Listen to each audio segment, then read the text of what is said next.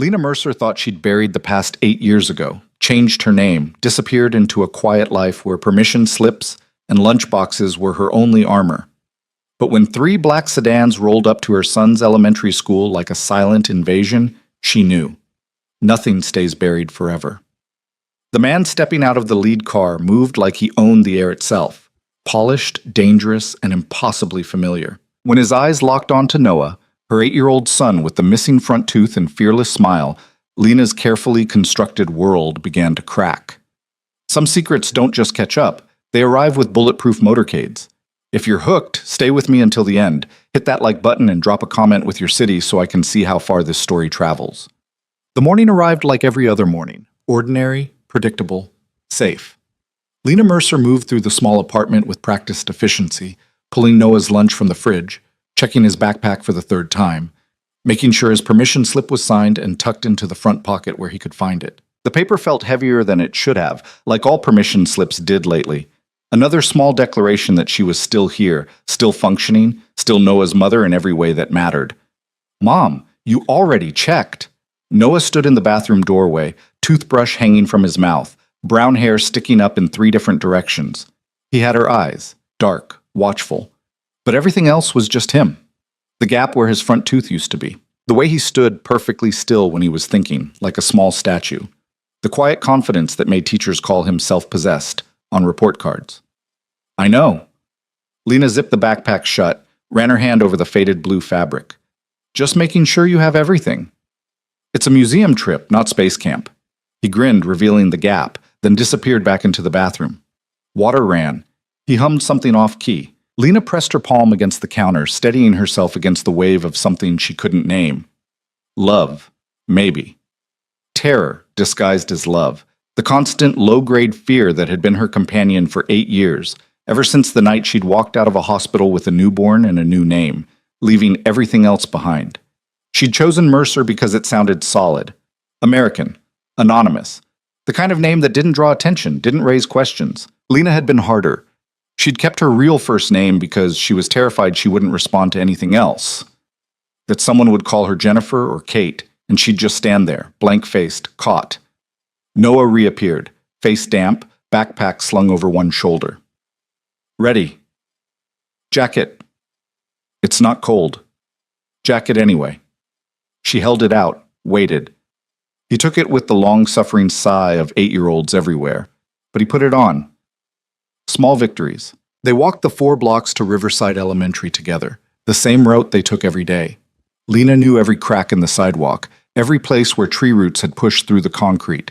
She knew which houses had dogs, which ones had cameras, which ones had motion sensor lights. She knew where she could run if she had to, where the alleys cut through, where the bus stops were. "You're doing that thing again." Noah looked up at her, shrewd. "What thing?" "The thing where you count everything." His hand found hers, small and warm and absolutely trusting. "It's just school, Mom." "I know." She squeezed his fingers. Old habit. They joined the stream of parents and children flowing toward the school entrance. Lena recognized most of them now. The Johnsons with their twin girls, Marcus Chen, who always had coffee in one hand, and his daughter's art project in the other, Beth Rivera, who organized every bake sale and field trip with military precision. Normal people, normal lives. The kind of people who didn't check exits everywhere they went. "There's Mrs. Patterson." Noah waved at his teacher, a kind woman in her 50s who wore cardigans with cat pins and kept a jar of butterscotch candies on her desk. "I gotta go give her the slip." "Wait." Lena caught his shoulder, pulled him back for one more moment. She straightened his collar, smoothed his hair, gestures that had nothing to do with how he looked and everything to do with the fact that she was about to let him go. "Have fun at the museum." "It's just dinosaurs, Mom." "I've seen dinosaurs before." "I know." She kissed at his forehead, breathed him in, soap and orange juice and the particular smell of 8-year-old boy. "Love you." "Love you too." He hugged her quickly, unself-consciously, the way children do when they still believe nothing bad can touch them. Then he was gone, running toward Mrs. Patterson with the permission slip clutched in his hand like a trophy. Lena stood there, watching him go, telling herself to turn around, to walk away, to go to work at the coffee shop where she pulled espresso shots and smiled at strangers and never, ever drew attention. But she couldn't move. She stood rooted to the sidewalk, watching Noah hand over the slip, watching Mrs. Patterson smile and ruffle his hair, watching him join the cluster of children near the front entrance. That's when she felt it, the shift in the air, the change in pressure that made her skin prickle with warning. Around her, conversations faltered. Parents turned, staring at something behind her. Lena's heart kicked hard against her ribs as she slowly, carefully turned around. 3 black sedans rolled down the street in perfect formation, moving with the kind of precision that screamed money and power and don't even think about getting in our way.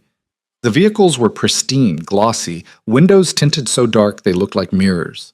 They moved slowly, deliberately, like sharks cruising through shallow water. "Who's that?" someone whispered. "Probably a donor." Beth Rivera, always in the know, spoke with authority. Principal Vance mentioned they were meeting with a major benefactor this morning, maybe a new computer lab or something.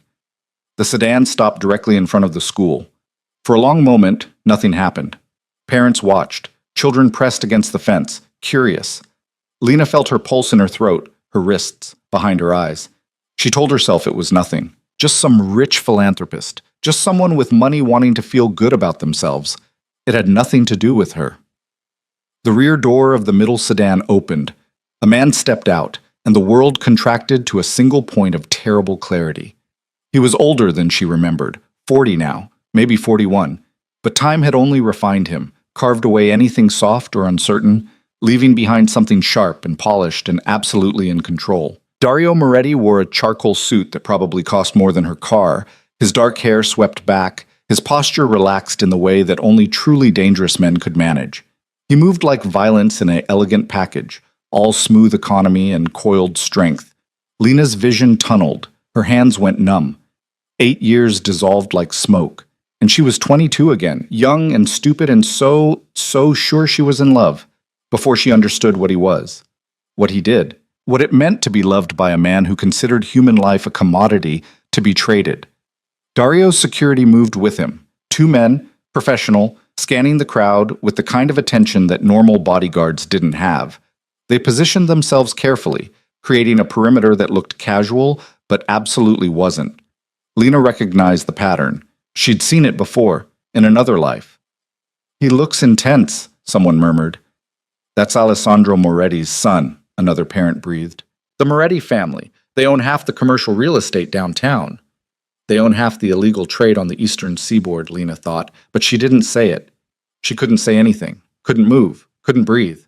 Principal Vance emerged from the school, hand extended, professional smile in place. "Mr. Moretti, thank you so much for coming. We're honored." But Dario wasn't looking at him. His gaze had already moved past the principal, past the cluster of teachers, settling on something that made him go completely still. Lena followed his line of sight, already knowing, what he was seeing. Noah.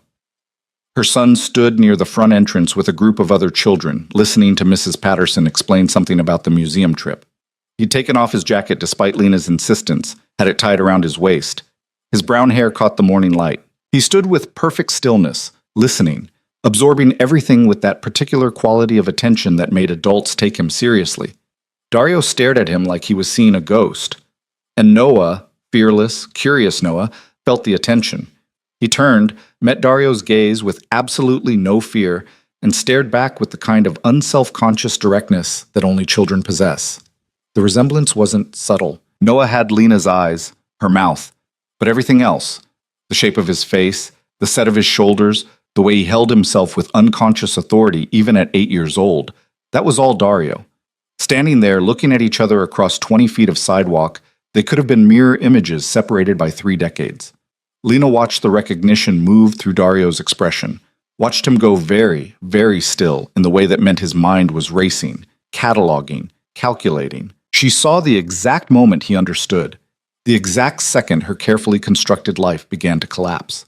She should run, should grab Noah and run right now, disappear again, change their names again, go somewhere he'd never find them.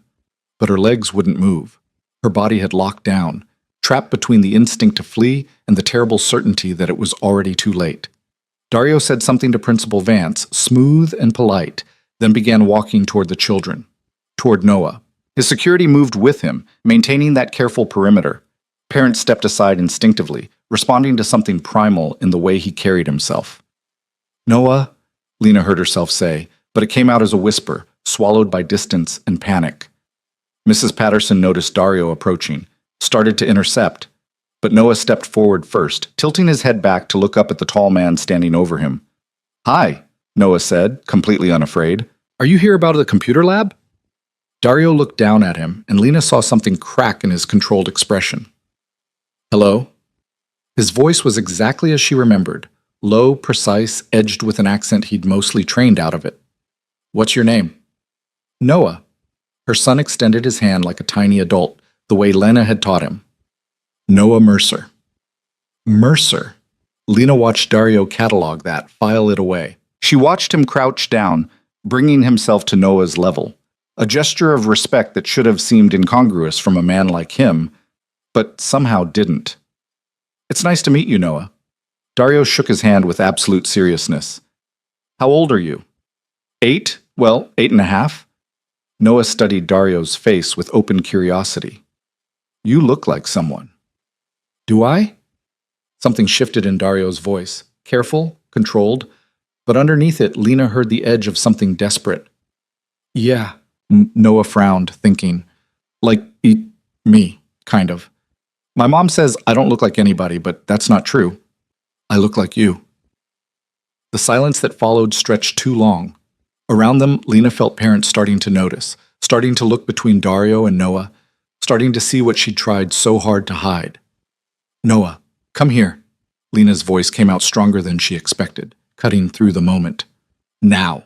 Noah turned, saw her standing there, and smiled, that gap-toothed, completely trusting smile that meant he thought everything was fine, that adults had everything under control. He waved at Dario. "That's my mom. I gotta go." But Dario stood slowly, and his attention shifted from Noah to Lena with the weight of a physical thing. Their eyes met across the distance, and she watched him recognize her, watched the shock, the anger, the understanding move through his expression in rapid succession. "Lena." He said her name like a confirmed suspicion, like the final piece of a puzzle clicking into place. Or should I say, what name are you using now? Parents were definitely staring now. Mrs. Patterson looked confused, protective, moving closer to Noah. Principal Vance hovered uncertainly, clearly sensing the tension but not understanding its source. "We should talk." Dario's voice stayed level, but underneath it Lena heard the command. Not a request, a requirement. Somewhere private. "No." Lena moved forward, putting herself between him and Noah, even though she knew it was futile, knew he could take her son anytime he wanted, that she'd only stayed hidden this long because she'd been lucky. "We don't have anything to discuss."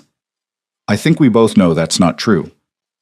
Dario's gaze moved past her to Noah again, and the naked hunger in his expression made Lena's throat close.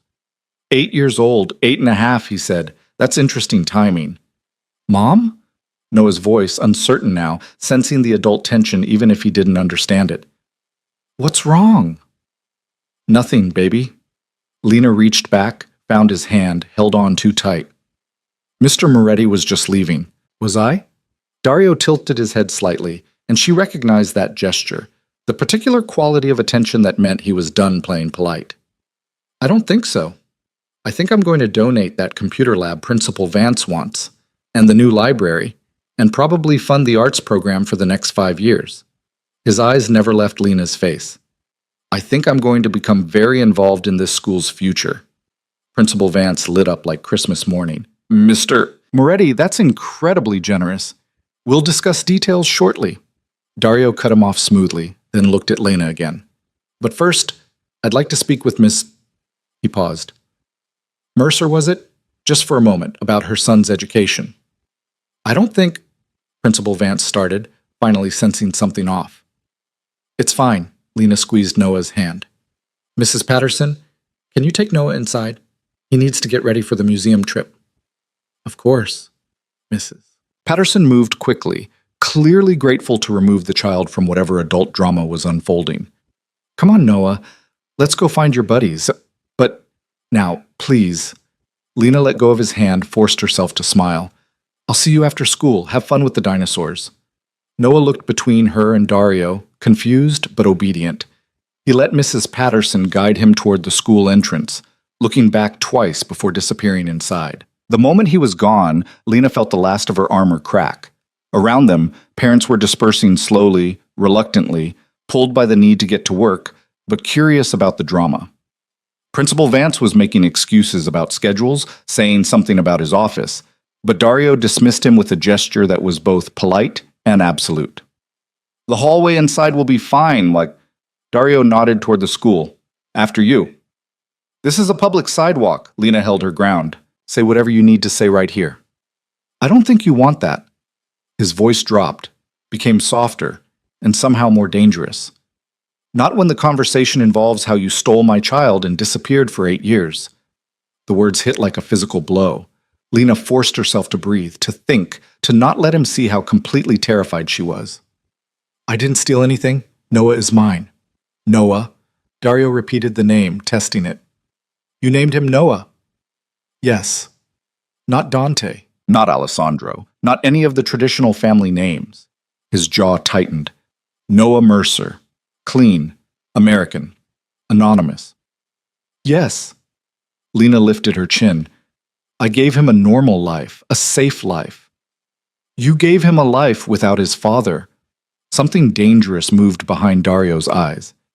You gave him a life built on lies. I gave him a life where he wouldn't wake up to news reports about his father's business associates being found in the river.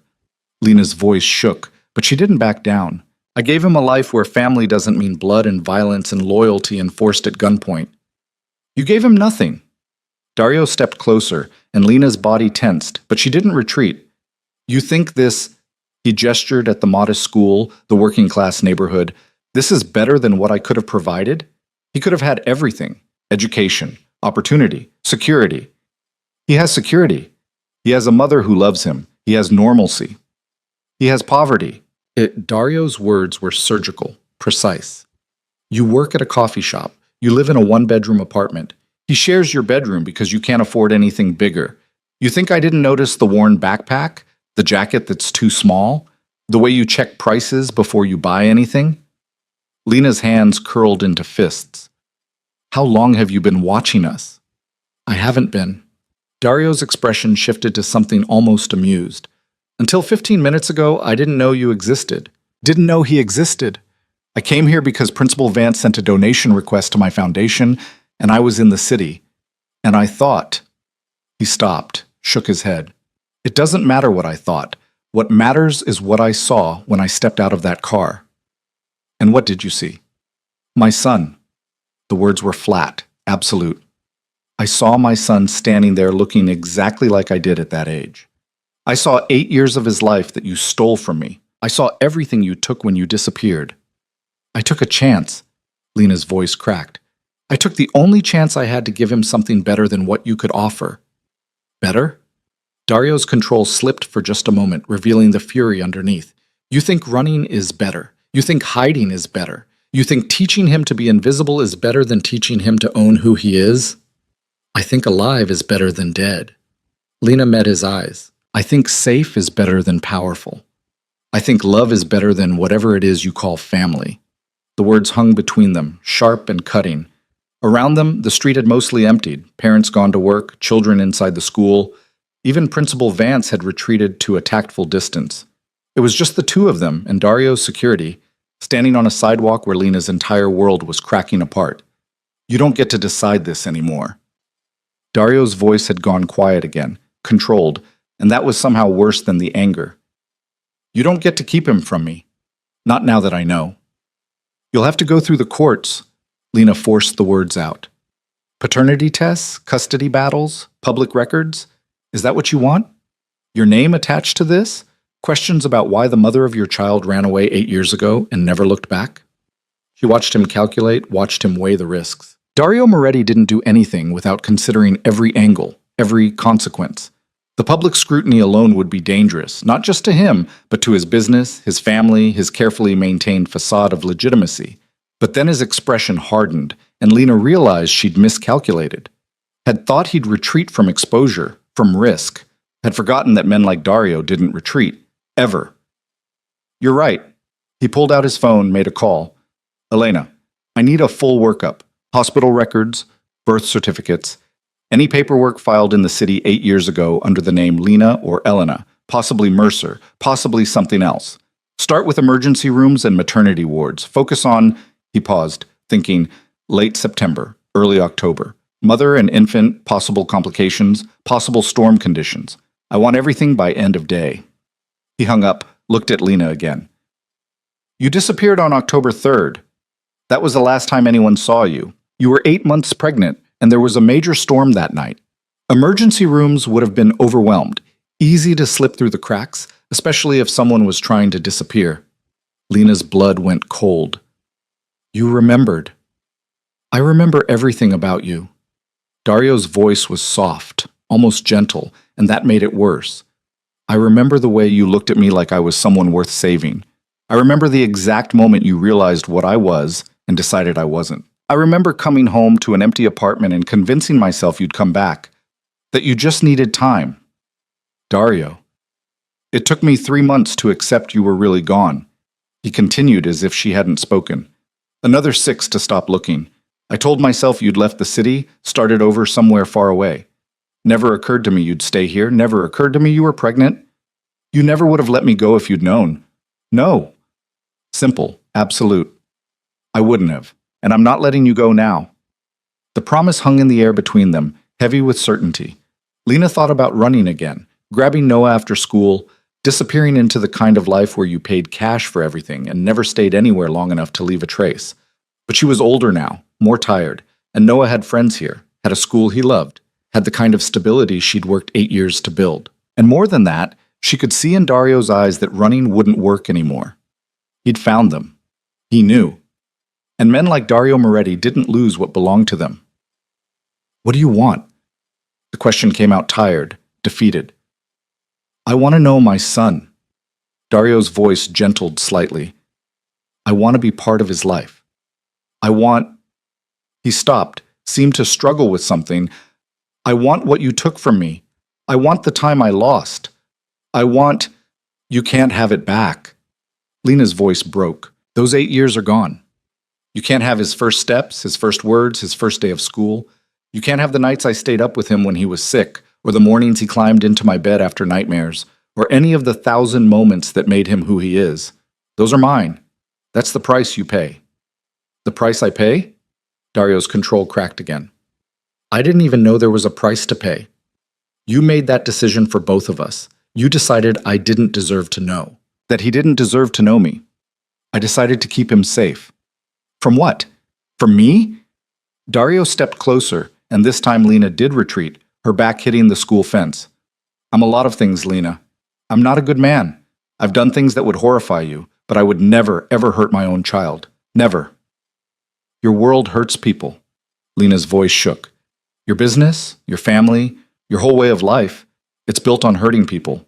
I didn't want that for Noah. I didn't want him growing up thinking that power means violence, that loyalty means fear, that love means possession. And yet here we are. Dario's voice was almost sad. You ran from my world, and it found you anyway.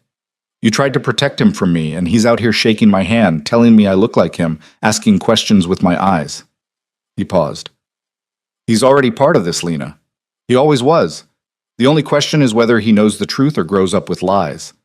The truth will destroy him. Lies already are. Dario pulled back slightly, giving her space. He doesn't look like you. He doesn't look like anyone in your family. He probably asks questions, probably wonders. And you tell him what? That his father is dead? That he was a mistake? That he's better off not knowing? Lena couldn't answer, because he was right. Noah did ask questions, did wonder about the father he'd never met. And Lena told him vague stories about a man who'd loved her but couldn't stay, who'd wanted the best for Noah even if he couldn't be there. Lies wrapped in enough truth to feel believable. I told him you didn't know about him. The admission hurt to speak.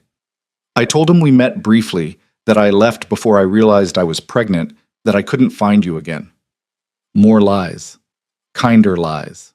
Lena met his eyes. Better than telling an 8-year-old that his father is the kind of man who makes people disappear. Dario flinched like she'd struck him. For a moment, something raw and human moved across his features. Hurt, maybe, or shame, or the complicated grief of a man who knew exactly what he was and hated being defined by it. I'm not asking to replace you. His voice had gone quiet again, carefully controlled. I'm not trying to take him away. I'm just asking to know him, to be part of his life in whatever way works. That's not unreasonable. Everything about this is unreasonable. Lena wrapped her arms around herself, suddenly cold despite the morning sun. You show up here at his school in the middle of a normal Tuesday morning, and you expect me to just... What? Introduce you as his father? Explain where you've been for 8 years? Tell him that everything I've told him about his life is a lie? Yes. Simple. Absolute. That's exactly what I expect. Because the alternative is me doing it myself, and I don't think either of us wants that. The threat was clear, and Lena felt panic rising again. If you tell him, if you do anything that hurts him, I won't, Dario cut her off. But you need to understand something, Lena. I'm not walking away. I'm not pretending I didn't see what I saw today. That boy is my son, and I will be part of his life. The only question is how this happens. We can do it together, controlled, in a way that protects him. Or we can do it messy and public and traumatic for everyone involved. Your choice. It wasn't a choice. Not really. Lena understood leverage when she saw it, understood that Dario held every card. He had money, power, resources. He could tie her up in court for years, could expose every lie she'd told, could prove she'd kept his child from him through deception and forged documents. He could destroy her carefully built life with a phone call. But there was something else in his eyes, something that looked almost like desperation. Like he needed this, needed Noah. Like finding his son had cracked something open in him that all his control couldn't quite contain. I need time, Lena forced the words out. I need to figure out how to tell him, how to prepare him. He's 8 years old, Dario. He doesn't understand complicated. He doesn't understand danger. He just knows he has a mom who loves him and a life that makes sense. How much time? I don't know, a week, 2 weeks. You have 3 days. Dario pulled a card from his pocket, held it out. My direct line. Call me when you're ready to talk, really talk, about how this works, what this looks like, how we do this without breaking him. Lena took the card with numb fingers. Heavy cardstock, embossed lettering. Dario Moretti, CEO, Moretti Enterprises. The legitimate face of an illegitimate empire. And if I don't call, then I show up at your apartment, at your work, wherever I need to be to have this conversation. His expression softened slightly.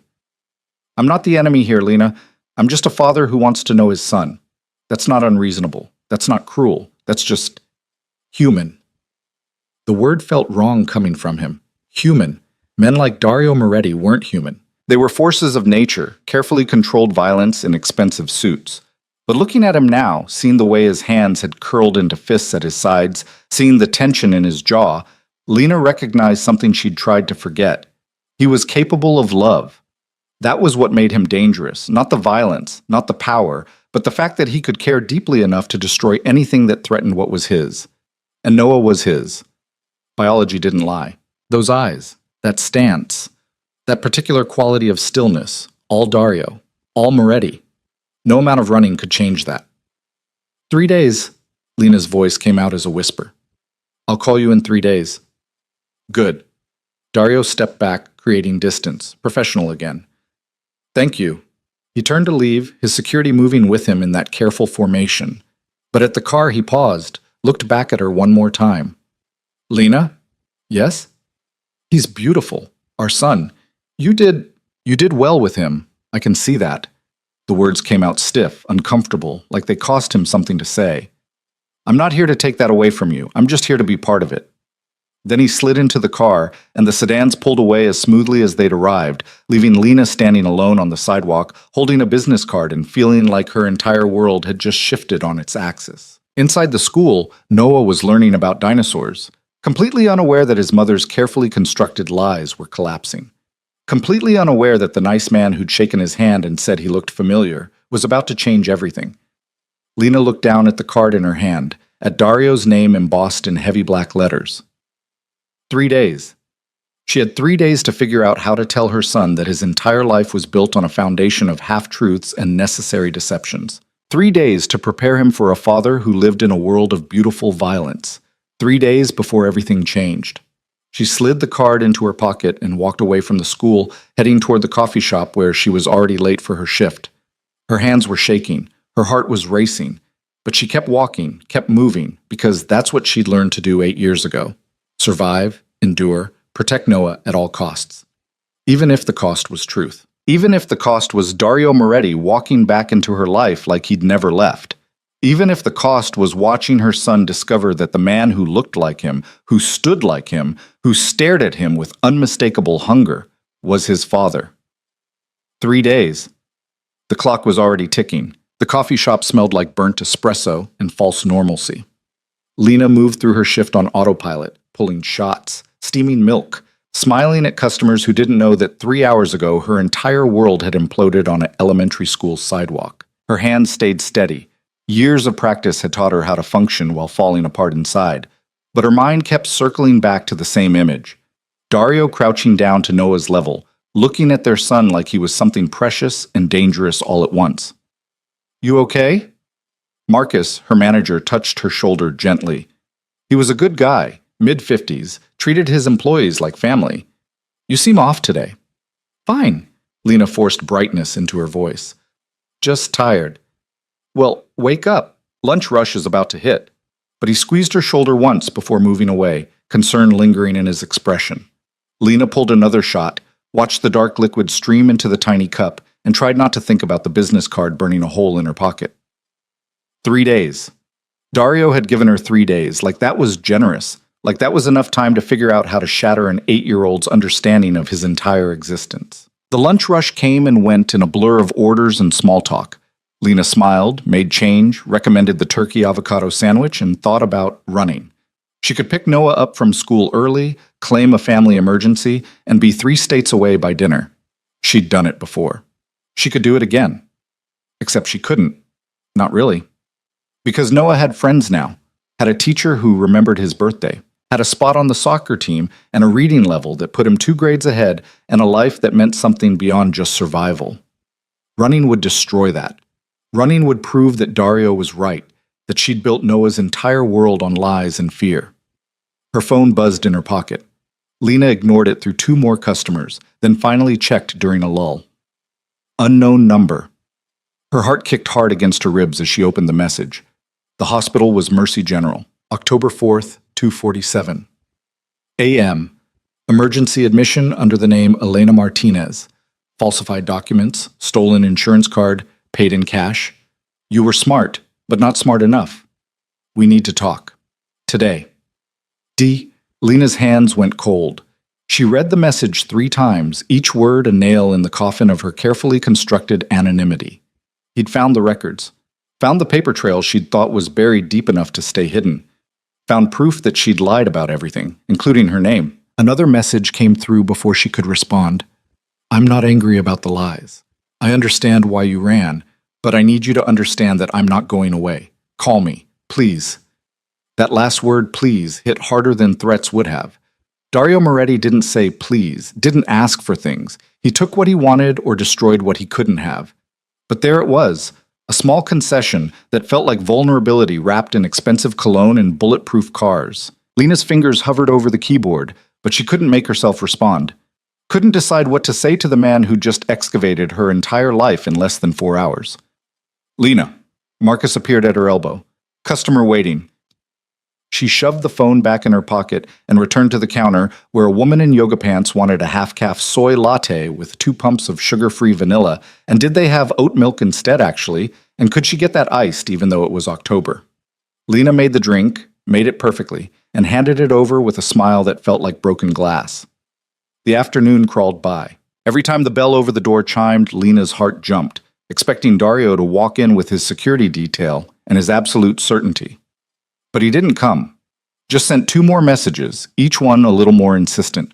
We should discuss arrangements, legal protection for Noah, trust funds, security measures. I can have documents drawn up by tomorrow. Lena, please. I'm trying to do this right. She didn't answer. Couldn't answer. Just kept pulling espresso shots and pretending her life wasn't disintegrating in real time. At 2:30, she clocked out and headed to the school. The walk felt longer than usual, every step heavy with the knowledge that everything had changed. Yesterday, picking up Noah had been routine, another ordinary moment in their ordinary life. Today, she was walking into enemy territory, knowing that Dario's people were probably already watching, already cataloging her movements, already building a case for why she was unfit, and he deserved shared custody, or worse.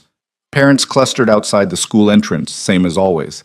Beth Rivera waved her over, eyes bright with gossip. "Can you believe that whole thing this morning?" Beth's voice dropped to a conspiratorial whisper. "Dario Moretti. Here. Apparently he's donating $500,000 for renovations. Principal Vance is losing his mind with excitement." "That's generous," Lena's voice came out flat. "Generous? It's insane, although—" Beth leaned closer. "Did you see the way he was looking at the kids? Kind of intense. Sarah Chen said she heard him talking to that little boy, Noah something. Your Noah, actually. Said they looked alike." Lena's stomach dropped. People see what they want to see. Maybe. Beth didn't sound convinced. But Sarah has a good eye for that kind of thing. She does portrait photography on the side. Says the bone structure was nearly identical. The school doors opened, releasing a flood of children. Lena scanned for Noah, found him near the back of the group, talking animatedly with his friend James about something that involved a lot of hand gestures and excited bouncing. He looked happy, normal, completely unaware that his life was about to get very complicated. "Mom!" He spotted her, waved, then ran over with his backpack bouncing against his shoulders. The museum was so cool. They had this T-Rex skeleton that was like 50 feet tall, and Mrs. Patterson said— He stopped, studying her face with that unnerving perception. "You look weird. Are you sick?" "No, baby. Just tired." Lena took his backpack, slung it over her shoulder. "Tell me about the T-Rex." He chattered the whole way home, describing every exhibit in enthusiastic detail. Lena listened, responded in the right places, and tried not to think about Dario's messages or the hospital records or the way Noah's profile matched his father's so perfectly it hurt to look at. Their apartment felt smaller than usual when they walked in. One bedroom that Lena had tried to make cheerful with second-hand furniture and bright curtains. Noah's bed tucked in the corner, separated from hers by a bookshelf full of library books and thrift store finds. The kitchen barely big enough for 2 people. The whole space maybe 600 square feet of carefully maintained dignity. Dario was right. It was poverty. Not the desperate kind, not the dangerous kind, but the grinding, everyday kind where you counted pennies and bought generic brands and told yourself you were fine because at least the rent was paid. Noah deserved better. Had always deserved better. But better meant Dario's world, and Lena couldn't reconcile that equation. "Can I have a snack?" Noah dropped his backpack by the door. "Apple or crackers?" "Both?" "Apple and crackers." Lena pulled them from the cupboard, set them on their tiny table. "How was James today?" "Good. He got in trouble for talking during the museum tour, but it wasn't his fault because Marcus started it." Noah bit into the apple, spoke around it. "Mom, that man this morning, the one who donated the money." Lena's hand stilled on the cutting board. "What about him?" "He was really nice. He asked my name and how old I was, and he listened like he actually cared, you know? Not the way adults usually listen where they're just waiting for you to stop talking." "That's good." Lena's voice sounded far away in her own ears. "And Mom?" Noah looked up at her, his dark eyes, Dario's eyes, completely serious. "I know what you said about my dad, about how he didn't know about me. But what if he's been looking? What if he's been trying to find us?" The question hung in the air like smoke. Lena set down the knife carefully, sat across from Noah, and tried to figure out how to navigate this conversation without lying more than she already had. "Why are you asking about this now?" Noah shrugged, but it wasn't casual. "I don't know, just thinking. That man kind of looked like me, like how I might look when I'm old. And it made me wonder if maybe—" He trailed off, pushing crackers around his plate. "Maybe what?" "Maybe my dad looks like that. Maybe he's important and serious and has people who work for him." Noah met her eyes. "Maybe he's the kind of person who could find us if he wanted to." Lena's throat closed. She reached across the table, took Noah's hand. "Baby, your father—" Her phone buzzed, then buzzed again. Then started ringing, loud and insistent in the quiet apartment. Lena pulled it out, saw Dario's name on the screen, and felt panic spike through her chest. "I need to take this." She stood abruptly. "Eat your snack. I'll be right back." She stepped into the bathroom, the only place in the apartment with a door, and answered on the 5th ring. "What? Is he there?" Dario's voice tight with something that might have been concern. "Is Noah with you?" Of course he's with me. Where else would he be? Good. Keep him inside. Lock your doors. Don't let anyone in you don't know. Lena's blood went cold. What's happening? Probably nothing. But Dario didn't sound convinced. There's been attention. People asking questions about why I visited an elementary school this morning, why I was seen talking to a specific child. My world doesn't like unknowns, Lena, and right now Noah is a very big unknown. You said you'd protect him. Her voice shook with fury. You said, I am protecting him. I've had security on your building since noon. 2 men, unmarked car, watching the entrances. But I need you to understand that this is exactly why we need to talk. Today. Now. Because the longer Noah exists without explanation, without protection, without my official acknowledgement, the more dangerous this gets. You're threatening me. I'm warning you. Dario's tone hardened. There's a difference. I have enemies, Lena. People who would love to find leverage against me. And a secret 8-year-old son is exactly the kind of leverage they'd use. Lena pressed her hand against the bathroom wall, steadying herself. This is why I ran. This is exactly why I didn't want him in your world. He's already in it. Dario's voice gentled slightly. The moment I saw him, the moment I recognized him, he became part of this whether we like it or not. The only question is whether we protect him properly or pretend we can keep hiding. I've kept him safe for 8 years, and I'm grateful for that, truly. He paused. But those 8 years are over. We need a new plan, and we need it now. Lena closed her eyes, felt tears pressing hot behind her eyelids.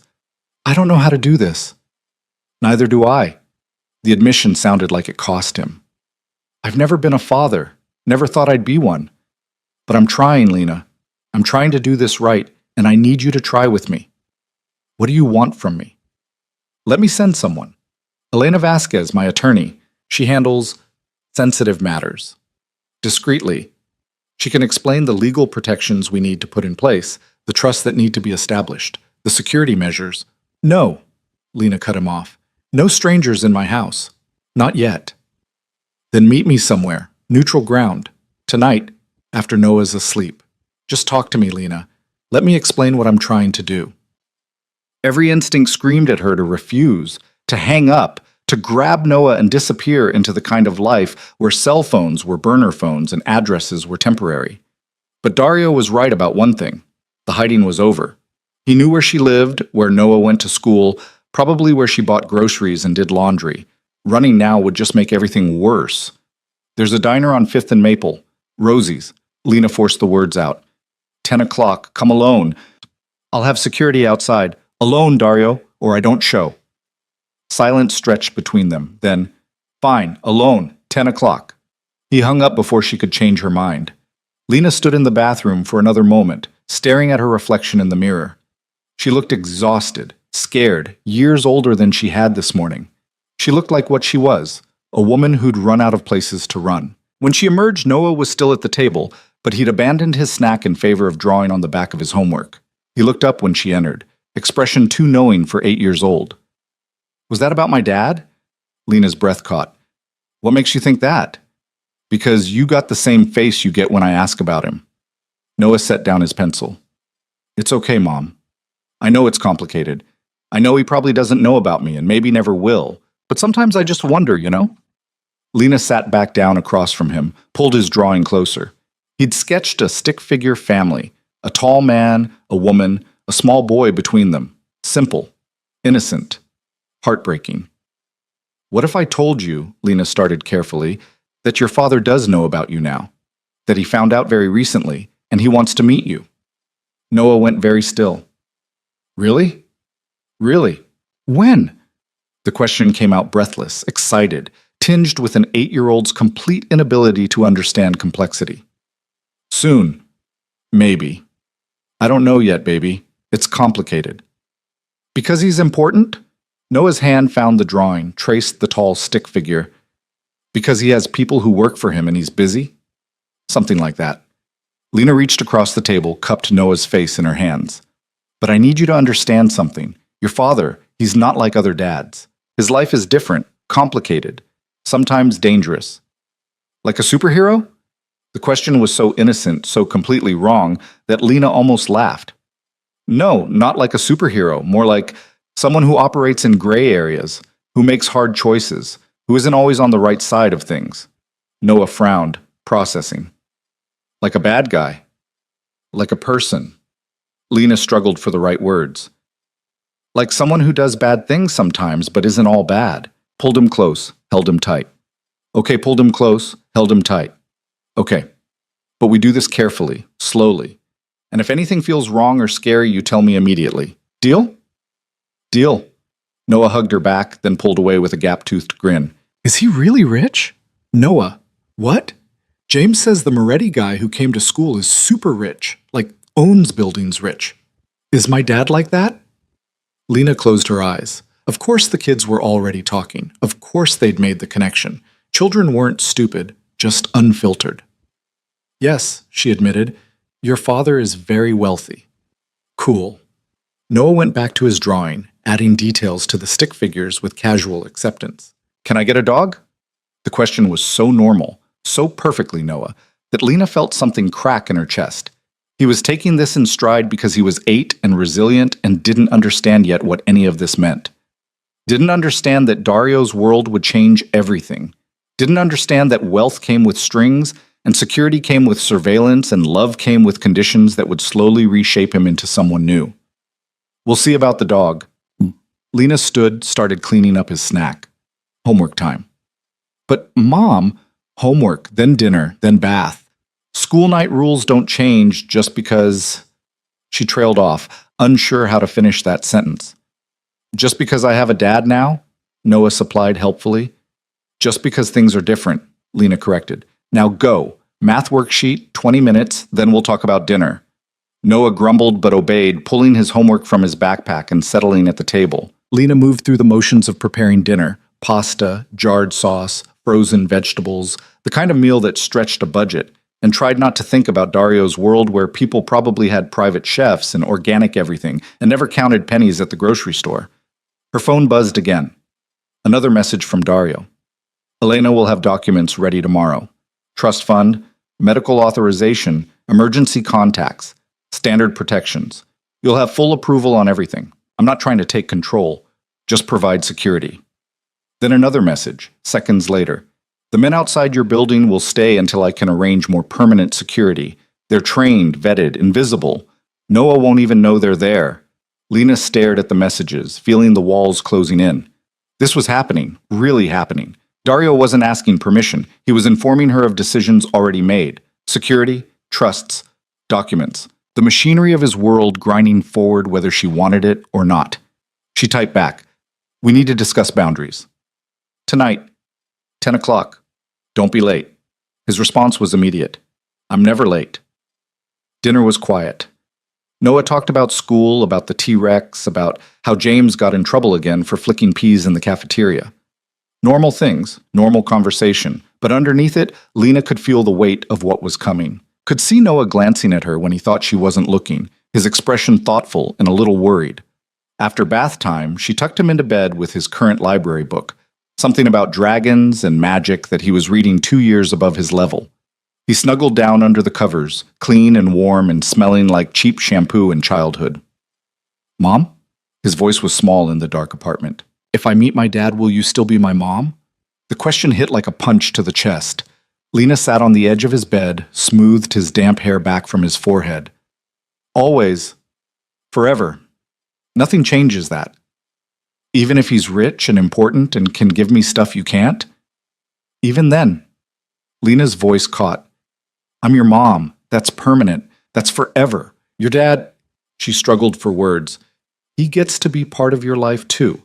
But he doesn't replace me. Nobody replaces me." "Good." Noah yawned, already half asleep. "I like our life. I don't want it to change too much." "Me either, baby." Lena kissed his forehead. "Me either." She sat with him until his breathing deepened and evened out, until she was sure he was truly asleep. Then she stood carefully, grabbed her jacket and keys, and slipped out of the apartment. The hallway was quiet, dim, smelling faintly of someone's cooking. Lena locked the door, tested it twice, then headed down the stairs. Outside, she spotted the car immediately. Black sedan, tinted windows, parked with perfect sight lines to both building entrances. As she passed, the passenger window lowered slightly, just enough for her to see the professional, watchful face inside. "Ma'am," the man nodded once. "We'll be here all night." "Did he tell you to say that?" "Yes, ma'am."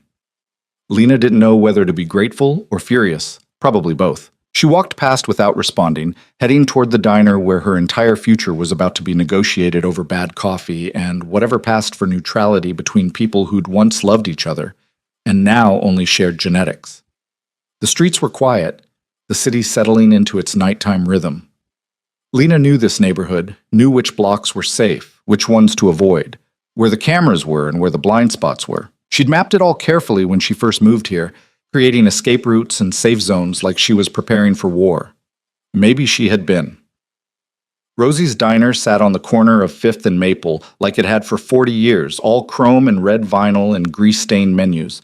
The place was nearly empty at 10 p.m. on a Tuesday, just a couple of truck drivers at the counter and a waitress who looked half asleep. Lena slid into a booth near the back, ordered coffee she didn't want, and waited. Dario arrived exactly on time, alone as promised. He'd changed from the suit into dark jeans and a leather jacket, looking less like a CEO and more like what he actually was, dangerous. He spotted her immediately, moved through the diner with that same controlled grace, and slid into the booth across from her. "Thank you for meeting me." His voice was careful, formal. "I didn't have much choice." "You always have a choice." Dario signaled the waitress, ordered coffee. "I'm not here to force anything, just to talk." "Talk then." He studied her for a long moment, and Lena forced herself not to look away. She'd forgotten how intense his attention could be, how it felt like being under a microscope, every reaction cataloged and analyzed. "Noah asked about you." The words tumbled out before she could stop them. "Tonight. Asked if his father was important and serious and rich. The kids at school are already talking." Something shifted in Dario's expression, pride maybe, or fear, or that complicated mix of both. "What did you tell him?" "The truth. That you're wealthy, powerful, complicated. That you operate in gray areas and make hard choices." Lena wrapped her hands around the coffee cup. "He asked if you were like a superhero. I told him no." "What did you say I was like?" "A person." Lena met his eyes. "Someone who does bad things sometimes, but isn't all bad. Someone who loves deeply, but in ways that hurt people." "Was I wrong?" Dario looked away, jaw tight. "No, you weren't wrong." The waitress brought his coffee, refilled Lena's, and disappeared back behind the counter. They sat in silence for a moment, the weight of 8 years and everything unspoken pressing down between them. "I never stopped looking for you." Dario's voice was quiet, almost too quiet to hear. "That first year I had people searching everywhere. Every city, every small town, every place you might have gone. I thought maybe you were dead, thought maybe something terrible had happened and I just didn't know. I was here the whole time. I know that now." His hands curled around his own cup. "You were smart, changed your name just enough, used cash, stayed off social media, worked jobs that didn't require background checks. You disappeared into plain sight." "I had to." "I know." Dario looked up at her finally. "I understand why you ran. I've spent today thinking about who I was 8 years ago, what you must have seen when you looked at me. I was younger, angrier, more ruthless, less controlled. If I'd known you were pregnant—" He stopped, shook his head. "I don't know what I would have done, but it wouldn't have been kind, wouldn't have been gentle. I would have locked you down and called it protection. And now?" Lena's voice shook slightly. "What are you going to do now?" "Now I'm trying to be better than I was." Dario pulled an envelope from his jacket, set it on the table between them. "These are the documents Elena prepared. Trust fund in Noah's name, accessible when he turns 18. Medical power of attorney for both of us. Emergency contacts, security protocols, everything you need to make sure he's protected without me taking over." Lena didn't touch the envelope. "What's the catch?" "No catch, just legality. Protection. If something happens to me, Noah inherits. If something happens to you, I get custody unless you specify otherwise." He pushed the envelope closer. "I'm not trying to steal him. I'm trying to make sure he's safe no matter what." "Why?" The question burst out of her. "Why do you even care? You didn't know he existed until this morning. Why does he matter to you?" Dario's expression did something complicated, pain and wonder and desperate longing all mixed together. Because I looked at him and I saw myself. I saw my father's eyes, my grandfather's stance, 8 generations of Moretti pride and stubbornness, and that particular way we hold ourselves when we're trying not to show fear. But more than that, his voice cracked slightly. I saw possibility. I saw everything I could have been if I'd had different choices. I saw someone small and innocent and whole, and I thought, maybe I could protect that. Maybe I could give him chances I never had. He's not your redemption. Lena's voice was fierce. He's not your second chance or your way to feel better about who you are. He's a child, a real person with his own life and his own future, and he deserves better than being someone's moral reset button. I know. Dario reached across the table, stopped just short of touching her hand. I know he's not mine to fix or save, but he's mine to protect, mine to provide for, mine to... He struggled with the word love. Even if I don't know how to do that right, even if I fail at it, I have to try. Lena stared at him, this man she'd once loved and then feared, and then fled from. He looked older now, harder, but underneath it she could still see traces of the person she'd fallen for, the intensity, the fierce loyalty, the capacity for devotion that made him both dangerous and magnetic. If we do this, she said slowly, we do it my way. No surprises, no showing up unannounced, no using your power to override my decisions about Noah's life. You want to be his father? Fine. But I'm still his mother, and that means I get final say. Agreed. Dario's response was immediate. With one condition. What? You stop lying to him. His gaze was steady, unflinching. No more stories about the father who didn't know. No more half-truths about why I wasn't there. He deserves the real story. Age-appropriate, but real. Lena's throat tightened. The real story will hurt him. Lies will hurt him worse. Dario leaned forward slightly. Children know when they're being lied to. Maybe not the specifics, but they feel it. They internalize it, and it makes them doubt everything else you tell them. If we're going to build something here, if we're going to be a family in whatever weird way we can manage, it has to start with truth. We're not a family, aren't we? Dario's voice was soft but certain. We have a child together. That makes us connected forever, whether we like it or not. We can fight about it and make it ugly, or we can figure out how to make it work. Your choice. Lena picked up the envelope, held it without opening it. The paper was heavy, expensive, like everything in Dario's world. When do you want to meet him? Officially, I mean. Whenever you think he's ready. Dario sat back, giving her space. I can come to your apartment, or we can meet somewhere neutral, or, if you want, you can bring him to my place so he can see... He gestured vaguely. See what his father's life looks like. No? Lena's response was sharp. Not your place. Not yet. Maybe not ever. Okay. Dario didn't argue. Then you choose, like time, place, circumstances. I'll follow your lead. This weekend. The words came out before Lena could second-guess them. Saturday afternoon. The park near our apartment. Public, casual, no pressure. You show up, we introduce you properly, and we see how it goes. Saturday. Dario nodded slowly. I can do that. They sat in silence for another moment, the full weight of what they were agreeing to settling between them. Lena thought about Noah's drawing, the stick figure family with the tall father and the small boy between the parents. Thought about how desperately her son wanted what other children had. 2 parents, normalcy, the kind of family that existed in storybooks and TV shows. He's gonna love you. The words hurt to say. You're everything I told him his father might be. Powerful, important, capable of grand gestures. He's gonna look at you and see everything he's been missing. And you're afraid he'll choose me over you. Dario's voice was gentle, understanding in a way that made it worse. Yes. The admission came out as a whisper. I'm afraid I'll lose him to your world, to money and power and everything I can't give him.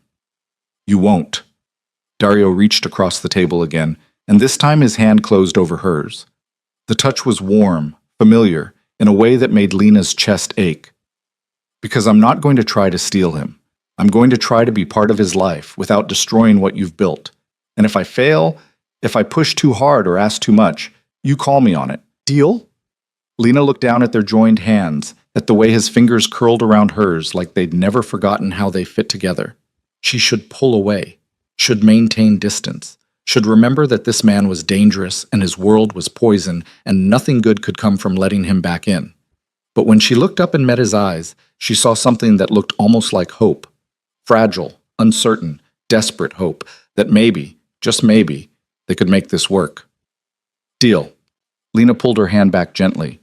But if you hurt him, Dario, if you do anything that damages him or scares him or makes him feel unsafe, you'll disappear again. Dario finished. And this time I'll let you go. I swear it. The promise hung between them, solid enough to feel like truth. Lena stood, tucked the envelope into her jacket pocket. Saturday, 2 p.m., Riverside Park. Don't be late. I'm never late. Dario stood as well, pulled cash from his wallet for the coffee. Lena? She paused, looked back. Thank you. For protecting him. For keeping him safe all these years. For doing it alone when you shouldn't have had to. His voice roughened slightly. I'm sorry you had to run. Sorry I was the kind of man you needed to run from. I'm going to do better. For him. For both of you. Lena didn't trust herself to respond.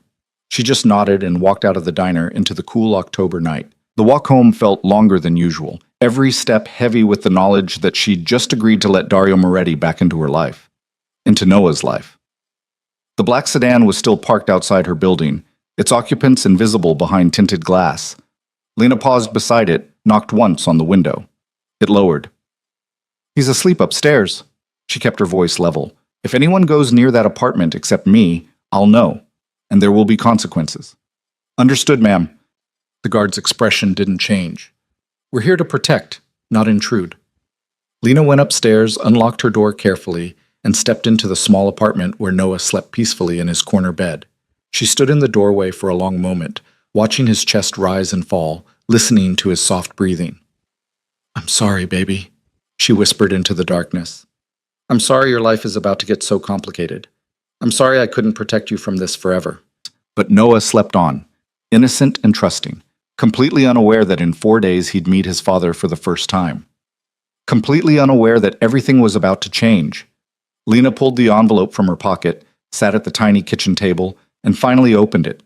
Inside were legal documents, trust information, contact numbers, everything neat and organized and utterly foreign to the life she'd built on cheap coffee and secondhand furniture. At the bottom was a handwritten note in Dario's precise script.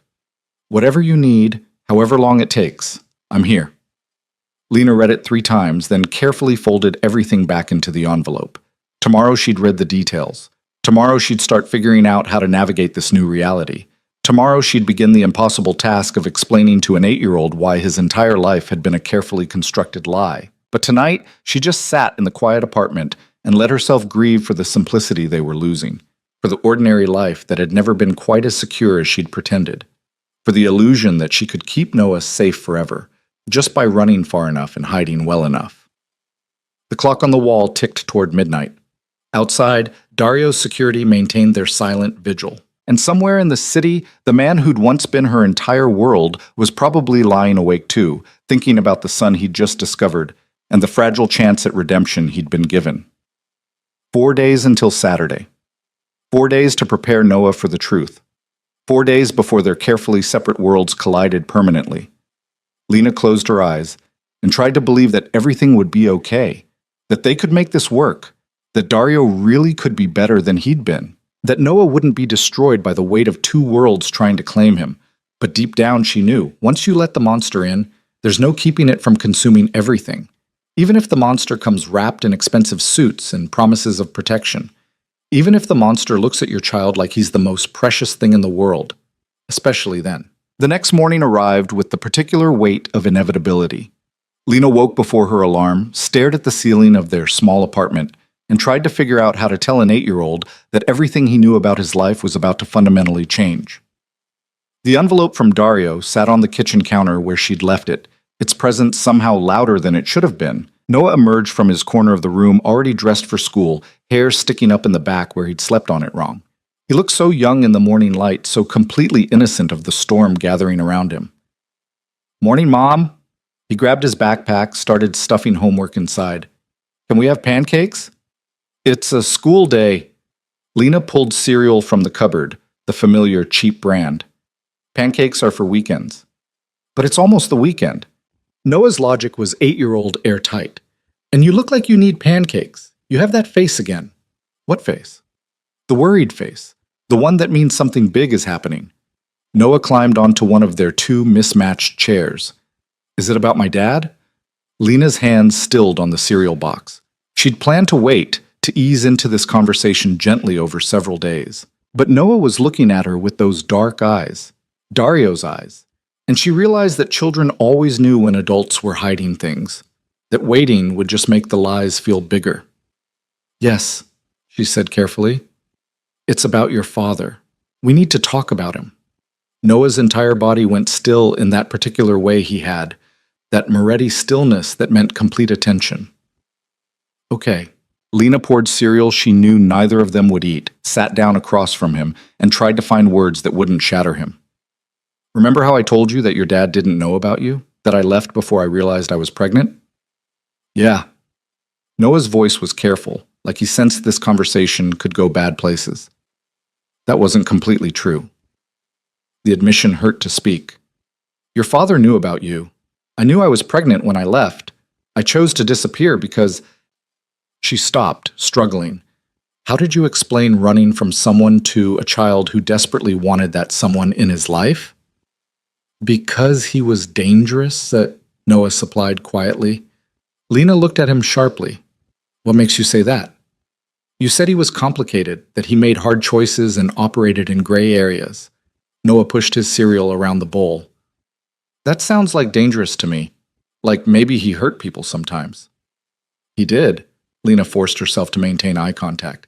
He does. Your father is involved in businesses that aren't always legal. He has enemies, people who would hurt him if they could, which means people who might hurt anyone connected to him, including you. Like the Mafia? Noah's eyes went wide, but not with fear, with something that looked almost like excitement. Noah, this isn't a movie.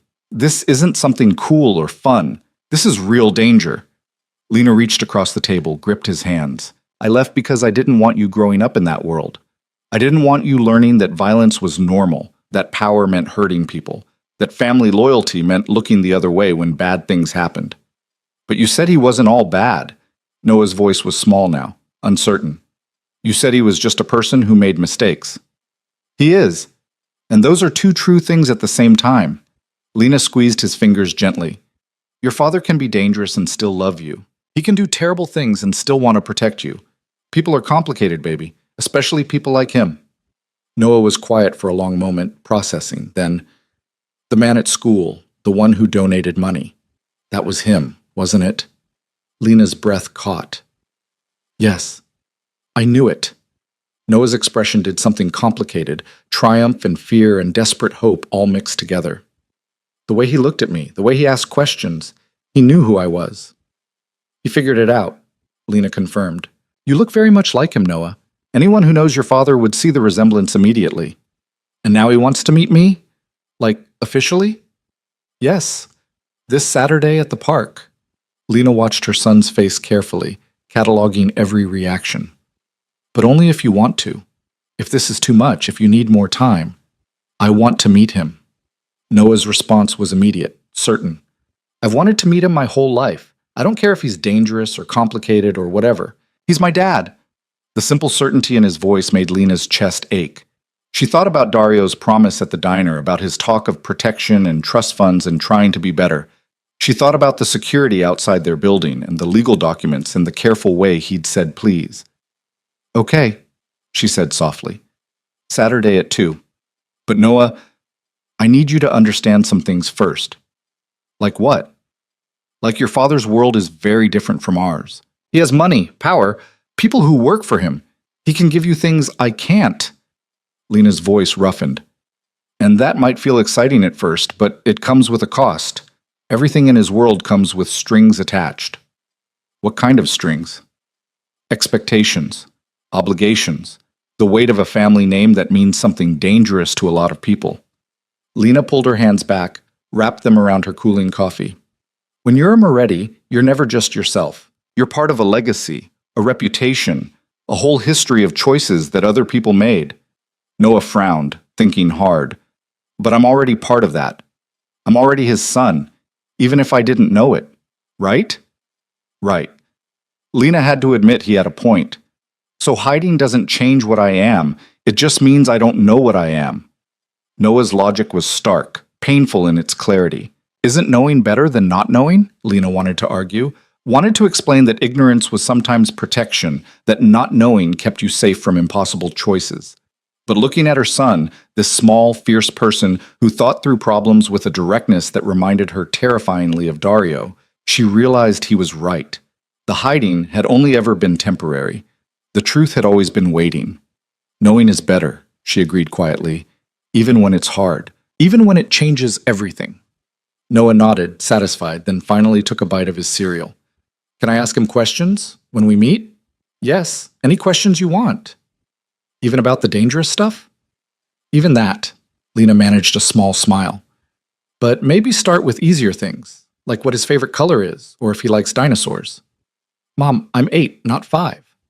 Noah rolled his eyes, but he was smiling too. I'm not going to ask if he likes dinosaurs. They finished breakfast in companionable silence, the weight of the conversation settling into something almost manageable. Lena watched Noah eat and tried to memorize this moment, the last morning before everything changed. Tomorrow he'd still be her son, but he'd also be Dario's. Tomorrow they'd stop being just the two of them against the world. The walk to school felt different. Lena found herself scanning the street more carefully, noticing the cars that lingered too long, the people who watched too closely. Dario's security was probably out there somewhere, invisible but present. The thought should have been comforting. Instead, it felt like surveillance. At the school gates, Beth Rivera intercepted them with her usual enthusiasm. Lena, did you hear? Mr. Moretti is funding a complete renovation. New computer lab, new library, even talking about a sports complex. Beth's eyes gleamed with gossip. Principal Vance says he's never seen this kind of generosity. Makes you wonder what the motivation is, doesn't it? Generosity doesn't need motivation. Lena kept her voice neutral. Maybe not, but Sarah Chen swears she saw him talking to your Noah on Tuesday. Says they looked like family. Beth lowered her voice conspiratorially. I don't think anything. Lena cut her off firmly. Noah, go ahead. I'll see you after school. Noah hugged her quickly, whispered, love you, against her shoulder, then ran off to join his friends. Lena watched him go, aware of Beth's speculative gaze on her back. If there's something going on, Beth said carefully, you know you can talk to me, right? I mean, if Noah's father is somehow connected to all this. Beth, Lena turned to face her. I appreciate the concern, but my family situation is private. Please respect that. Beth's expression shifted from curiosity to something that might have been sympathy. Of course, I didn't mean to pry. It's just, well, the Moretti family has a reputation, and if you're somehow involved, I'm not involved in anything. The lie came easily, practiced. Noah's father is his own person, and whatever the Moretti family does or doesn't do has nothing to do with us. It was a masterful deflection, technically true while being completely misleading. Beth seemed satisfied, or at least backed off, making noises about needing to get to work. Lena escaped before more questions could follow. The coffee shop felt suffocating. Lena pulled shots and steamed milk and smiled at customers, all while her mind raced through Saturday's upcoming meeting. How would Dario act? Would he be warm or formal? Would he know how to talk to an 8-year-old? Or would he treat Noah like a small adult? Would Noah be disappointed when he realized his father wasn't a movie version of powerful but something more complicated and harder to categorize? Her phone buzzed during the lunch lull. A message from an unknown number. This is Elena Vasquez, Mr. Moretti's attorney. He's asked me to reach out regarding Saturday's meeting. I'd like to discuss security protocols and answer any questions you might have about the documents. Would you be available for a call this afternoon? Lena stared at the message, feeling that familiar mix of irritation and inevitability. Of course Dario had his lawyer reaching out. Of course there were protocols and procedures. Of course nothing in his world could be simple. She texted back. After 3 p.m., keep it brief. The response was immediate. Understood. I'll call at 3:15. The afternoon crawled by. At exactly 3:15, Lena's phone rang. She stepped into the back room where old coffee sacks and cleaning supplies gave the illusion of privacy. "This is Lena." "Miss Mercer, thank you for taking my call." Elena Vasquez's voice was professional, crisp, with the particular tone of someone who negotiated complicated situations for a living. "I'll keep this brief as requested. Mr. Moretti wanted me to clarify a few things about Saturday's meeting." "Go ahead." "First, security. There will be protective personnel in the park, but they'll maintain distance, invisible unless needed. This is non-negotiable. Noah's existence is now known to certain people in Mr. Moretti's world, which means he's a potential target." The words sent ice through Lena's veins. "Target for what?" "Leverage, kidnapping, harm as a message to Mr. Moretti." Elena's voice gentled slightly. "I'm not trying to frighten you, but you need to understand the reality. Your son is now valuable to people who would use that value against his father. Security isn't optional." "Fine," Lena forced the word out. "What else?" "Second, Mr. Moretti would like to give Noah a phone, something simple with only a few contacts programmed in. You, Mr. Moretti, myself, and emergency services. It's a safety measure." "Noah is 8 years old." "Noah is the son of one of the most powerful men on the eastern seaboard." Elena's tone sharpened. "His age doesn't change the danger. The phone is for emergencies. If you're more comfortable managing it, keeping it in your possession, except when needed, that's fine. But he should have access to immediate help if something happens." Lena closed her eyes, hating that Elena was right, hating that Noah's life now included phrases like potential target and emergency protocols. "Okay, the phone. What else?" "Third, the trust fund documents. I need you to review and sign them by Friday. Everything is structured to give you complete control until Noah turns 18. Mr. Moretti has no access to the funds. It's purely for Noah's benefit. Education, medical care, emergencies. The principal is substantial enough to ensure he never has to worry about money." "How substantial?" Elena named a figure that made Lena's legs go weak. It was more money than she'd earn in 10 lifetimes. More money than she could conceptualize. Enough money to completely change everything about Noah's life, his opportunities, his future. That's too much." Lena's voice came out strangled. "That's appropriate for Mr. Moretti's son," Elena corrected gently.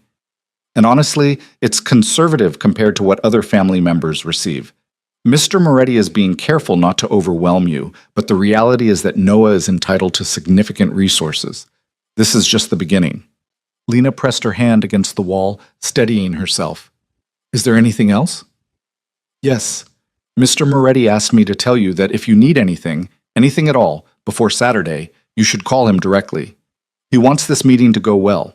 He wants Noah to feel comfortable, and he wants you to know that he's approaching this with the gravity it deserves. Tell him—" Lena stopped, unsure what to say. "Tell him Noah is excited to meet him, and terrified and confused. Tell him to be gentle." "I will." Elena's voice softened. "For what it's worth, Miss Mercer, I've known Mr. Moretti for 15 years. I've never seen him like this. He's genuinely trying to do right by you and Noah. Trying and succeeding are different things." "True, but trying is a start." Elena paused. "I'll email the documents within the hour. If you have questions, call me directly. My number will be in the email." The call ended, leaving Lena alone in the back room with the smell of old coffee and the weight of impossible choices. She returned to the counter, pulled more espresso shots, and tried not to think about the fact that her son was now worth more money than most people would see in their entire lives. Tried not to think about what that meant for his safety, his future, his fundamental understanding of who he was. The rest of the week passed in a blur of preparation and anxiety. Elena's documents arrived as promised, dense legal language that Lena had to read 3 times before understanding. She signed where indicated, notarized at a place 2 blocks from the coffee shop, and sent everything back feeling like she'd just signed away some essential part of Noah's childhood.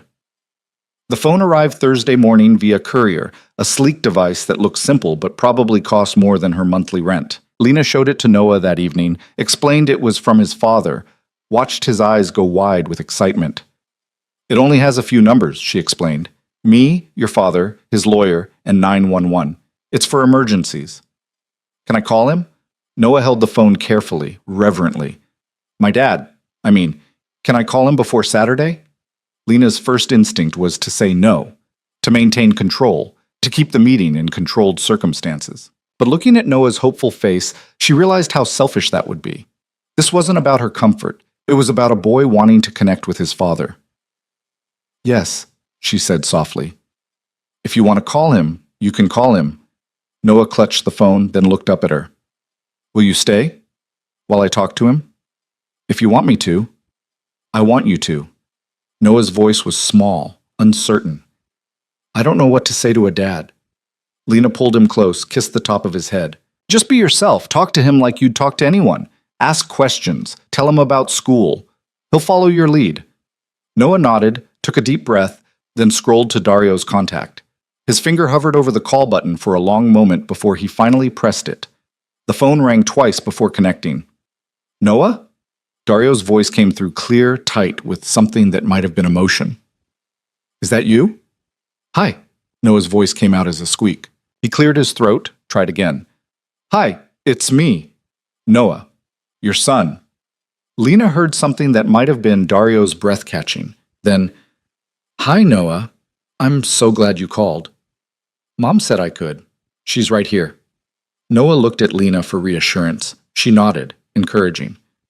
I wanted to talk to you before Saturday. Is that okay? It's more than okay. Dario's voice had gone soft, careful. I've been hoping you'd call. I've been thinking about you constantly since Tuesday. Really? Noah's whole face lit up. What were you thinking about? How much you look like I did at your age. How brave you were, walking up and shaking my hand like a little adult. How you said I looked familiar. Dario paused. And how much time I've lost with you. How many birthdays I missed. How many... His voice roughened. How many moments your mother had to handle alone because I wasn't there. Noah processed this quietly. Mom says you didn't know about me at first. That she left before she told you. That's true. But you would have wanted to know, right? If she'd told you. The question was pure 8-year-old need for reassurance. Yes. Dario's answer was immediate, absolute. I would have wanted to know. I would have wanted to be there. I would have wanted to be your father from the very beginning. Good. Noah relaxed slightly. Because I would have wanted you to be there too. Lena felt her eyes burning, pressed her hand over her mouth to keep from making a sound. This was too much. Too raw. Too honest. Can I ask you something? Noah continued, his voice stronger now. Anything. Are you scared? About meeting me officially? Silence stretched for a long moment. Then Dario laughed, short and surprised. Terrified. Really? Noah sounded delighted by this. Why? Because you're the most important thing I didn't know I was missing. Because I want to do this right, and I don't know how. Because... Dario's voice dropped lower. Because I'm afraid you'll meet me and decide I'm not what you hoped for. I'm afraid of that too, Noah admitted. Mom says you're complicated, that your world is different from ours, that you do things that aren't always good. Your mother is right about all of that. Dario's voice was steady, honest. I'm not a good man, Noah. I've made choices that hurt people. I run businesses that aren't always legal. I have enemies who would harm anyone connected to me. Those are all true things. But you're still my dad. Yes, I'm still your dad. The words came out fierce, protective. And that means I'll do everything in my power to keep you safe, to give you opportunities, to make sure my choices don't limit your choices. Do you understand? I think so. Noah paused. Can I ask you something else? Always. Do you like dinosaurs? The question was so unexpected, so perfectly 8-year-old after all the heavy conversation, that Lena heard Dario laugh again. Real laughter this time, warm and surprised. I don't know much about dinosaurs, he admitted, but I'd love to learn. Why don't you tell me about them? Noah launched into an enthusiastic explanation of the museum trip, describing the T-Rex skeleton and the Triceratops and all the things Mrs. Patterson had taught them. Dario listened, asked questions, made interested noises in all the right places. Lena watched her son's face transform with joy, watched him relax into conversation with this stranger who was also his father, and felt something in her chest crack open. They talked for 20 minutes before Noah started yawning. Dario heard it, smoothly wound down the conversation with promises to continue it on Saturday. I'm really glad you called, Dario said softly. This meant more to me than you know. Me too. Noah smiled at the phone like Dario could see it. See you Saturday, Dad. The word, Dad, hung in the air like a benediction. Lena heard Dario's breath catch again, heard the emotion he was clearly trying to control. See you Saturday, Noah. He stopped, seemed to struggle with something. I'm very proud to be your father. They said goodbye, hung up. Noah set the phone down carefully and looked at Lena with shining eyes. He's nice, Mom. He's really nice. I know, baby. Lena pulled him close, held him tight. I'm glad you got to talk to him. Are you scared? Noah's voice was muffled against her shoulder. About Saturday? Terrified, Lena admitted, echoing Dario's word. But you'll be there the whole time, right? You won't leave me alone with him? Not until you're ready. Not until you feel safe. Lena kissed his hair. I promise. Noah hugged her tighter, then pulled back with a yawn. Can I call him again tomorrow? If you want to. I want to. Noah picked up the phone again, held it like treasure. I want to call him every day until Saturday. Is that okay? Yes. Lena forced the word out past the lump in her throat. That's perfectly okay. That night, after Noah was asleep, Lena sat at the kitchen table and let herself cry. Quiet tears that wouldn't wake her son, mourning the simplicity they were losing and terrified of the complexity they were gaining. Noah had called Dario Dad, had done it naturally, easily, like the word had been waiting his whole life to be spoken. And Dario had responded with such raw emotion that even through the phone, Lena could feel the weight of it. Her phone buzzed, a message from Dario. Thank you for letting him call. That was the best 20 minutes of my life. I know this is hard for you. I know I'm disrupting everything you built, but I swear I'll try to be worthy of him. Lena stared at the message for a long time before responding. Don't try to be worthy. Just try to be present. That's all he needs. That's all any child needs. His response came quickly. I can do that. I will do that. Then another message, seconds later. Lena, he called me Dad. I wasn't ready for how that would feel. Neither was I, she typed back, but he needed to say it, and you needed to hear it. Yes, just that single word, but Lena could feel the emotion behind it. She set the phone down, looked around their small apartment, this space that had been their sanctuary for 8 years, their protection against the world Dario represented. In 2 days, that protection would crack wide open. In 2 days, Noah would meet his father officially, would step into a larger world with larger dangers and larger possibilities. And Lena would have to watch it happen, knowing she couldn't protect him from everything anymore, knowing that some protection meant letting go, knowing that the best she could do now was stand beside him as he discovered who his father really was. Not the fairy tale version she'd carefully constructed, but the complicated, dangerous, surprisingly gentle man who'd looked at their son and seen everything he didn't know he'd been missing. Friday arrived with the weight of a held breath. Noah called Dario twice, once in the morning before school to ask what his favorite color was, dark blue, apparently, and once in the evening to tell him about a math test he'd aced. Each conversation felt easier, more natural. Each time Lena heard Noah say, Dad, it hurt a little less and terrified her a little more. That evening, as she tucked Noah into bed, he looked up at her with serious eyes. Mom, tomorrow when we meet Dad, can I hug him? If I want to? The question made Lena's throat close. Of course you can, baby. If it feels right, if you want to, absolutely yes. Good. Noah snuggled deeper under his covers. Because I think I'm going to want to. Is that okay? Even though we just met? It's more than okay. Lena smoothed his hair back. He's your father. However you feel about him is valid. However you want to show that is fine. Even if I love him, Noah's voice was very small. Even though I don't really know him yet? Even then, Lena kissed his forehead. Love doesn't follow a schedule, Noah. Sometimes you just feel it, and that's okay. Do you love him? The question was unexpected, piercing. Lena thought about lying, about deflecting, but she'd promised herself honesty, even when it hurt. I did once, a long time ago. Now it's complicated. Everything about him is complicated, Noah observed. But I think that's okay. Complicated doesn't mean bad. No, Lena agreed softly. It doesn't. Noah yawned, his eyes already closing. I'm excited for tomorrow. and scared, but mostly excited. Me too, baby. Me too. She sat with him until he slept, then moved to the window. Outside, she could just make out the black sedan, new security, rotating shifts, invisible protection that was somehow more present for being unseen. In less than 18 hours, they'd be at the park. In less than 18 hours, Noah would meet Dario officially, would hug his father for the first time, would begin building a relationship that would change everything.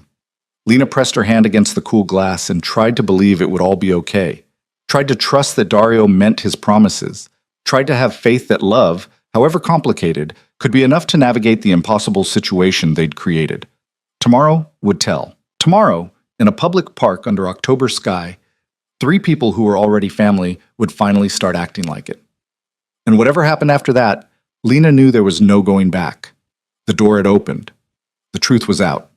And Noah Mercer, 8 years old, gap-toothed, brave beyond measure, was about to step into his father's world with all its beauty and danger and impossible complexity. All Lena could do was hold his hand and hope it would be enough. Saturday morning broke clear and cold, the kind of October day where the light felt thin and precious. Lena woke to find Noah already up, sitting cross-legged on his bed with the phone Dario had given him clutched in both hands. He wasn't calling anyone, just holding it, staring at the screen like it contained answers to questions he didn't know how to ask. "You okay?" Lena's voice came out rough with sleep. Noah looked up, and she saw nerves written all over his small face. What if he doesn't like me? When he really meets me, I mean. What if I'm not what he expected? Lena sat up, patted the space beside her. Noah climbed over, burrowed against her side with the easy physicality of children who still believed their mothers could fix anything. She wrapped her arm around him, felt how tense his small body was. "He's gonna love you," she said firmly. "You've already talked to him 3 times. He already knows what you're like." "That's different. Phone is easy. In person is—" Noah struggled for the word. "Real. Yes, it's real." Lena kissed the top of his head. "And real is scarier, but also better. You get to see his face when he talks. Get to hug him if you want. Get to know him as an actual person instead of just a voice." "What if I cry?" The question was whispered, ashamed. "Then you cry. There's no wrong way to feel today, baby. Whatever happens is okay." Noah nodded against her shoulder, then pulled back slightly. "Are you going to cry?" "Probably." Lena managed a small smile. "Definitely, actually, but that's okay too." They sat together for a few more minutes, drawing comfort from each other's presence. Then Noah's stomach growled loudly, breaking the tension. He giggled, and Lena tickled him until he squirmed away laughing. "Pancakes?" she offered. "Really?" Noah's eyes went wide. "But you said, today is special." Lena stood, pulled him up with her. "Today deserves pancakes." She made them from scratch, the cheap mix she bought in bulk, but she added chocolate chips she'd been saving for a special occasion. Noah sat at the table watching, swinging his legs, talking too fast about nothing in particular, the nervous chatter of a child trying to outrun his own anxiety. They ate slowly, drawing out the morning. Lena had told Dario 2 o'clock, which meant they had hours to kill. Hours of anticipation building like a storm. She tried to distract Noah with a movie, but he couldn't focus. Tried to suggest they read together, but he was too restless. Finally, she gave up and let him pace, let him ask the same questions over and over, let him work through his nerves in his own way. At 1:30, Lena started getting them ready. She'd agonized over what to wear, something that said she wasn't trying to impress Dario, but also wasn't completely letting herself go. She settled on jeans and a simple sweater, her good jacket. Nothing fancy, nothing that felt like armor she couldn't afford. Noah changed his shirt 3 times before settling on a blue button-up that Lena had bought him for last year's school pictures. It was slightly too small now, the sleeves riding up his wrists, but he insisted it made him look serious. "You look perfect," Lena assured him, smoothing his hair down where it stuck up in the back. It immediately popped back up. Some things couldn't be controlled. They left the apartment at 1:45, walking the familiar route to Riverside Park. The day was beautiful.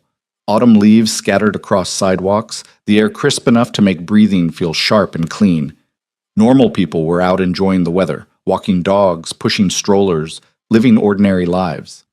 Lena envied them with sudden fierceness. Noah's hand found hers gripped tight. "Mom?" "Yeah?" "Whatever happens today, we're still us, right? You and me?" The question made Lena stop walking. She crouched down to Noah's level, looked him directly in the eyes. Always, forever. No matter what happens with your father, no matter how things change, you and me are permanent. That doesn't shift. That doesn't fade, okay?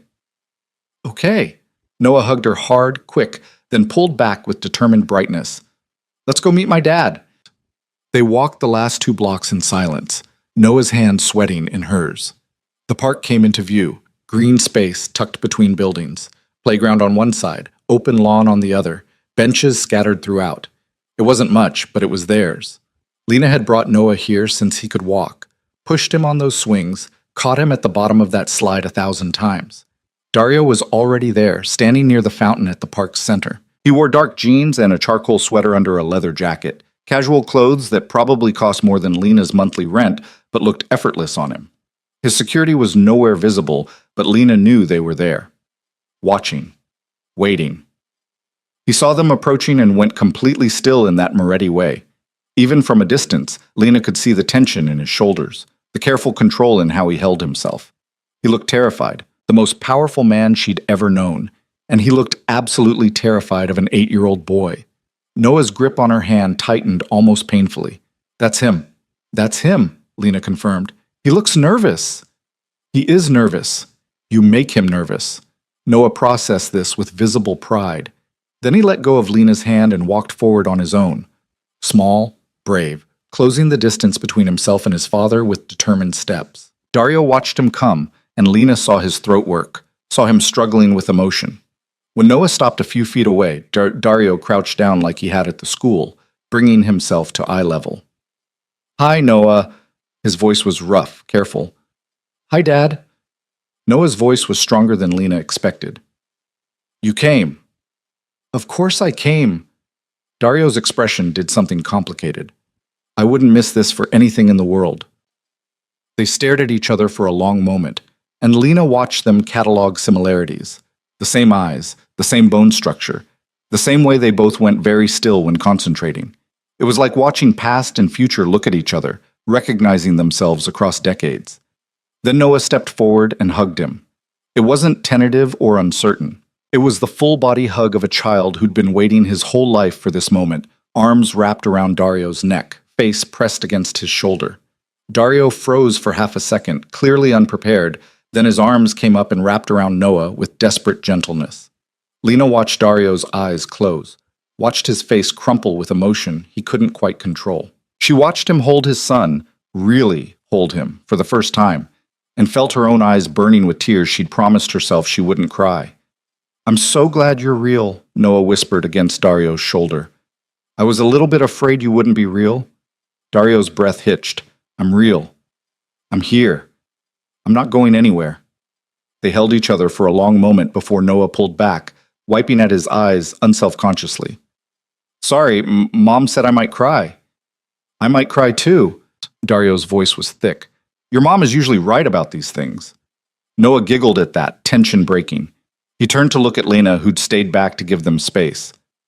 Mom, come meet Dad properly.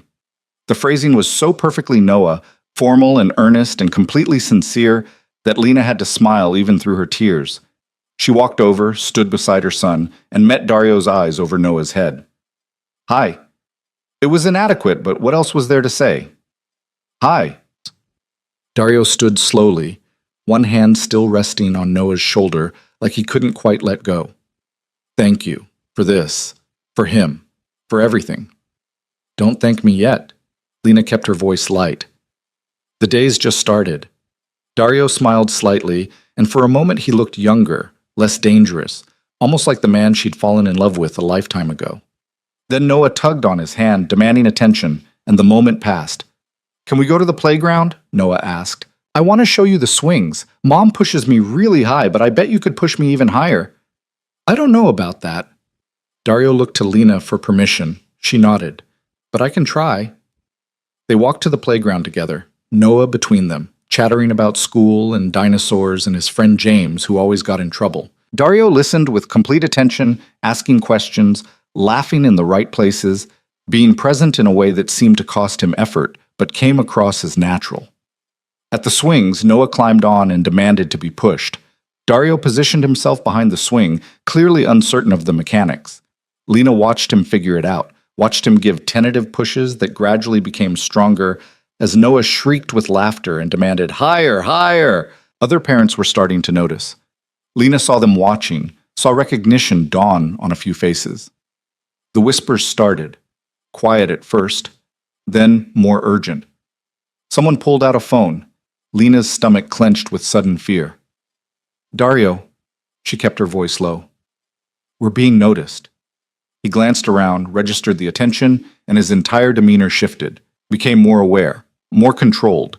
He caught the swing, brought Noah to a gentle stop. "Time for a break," he said easily.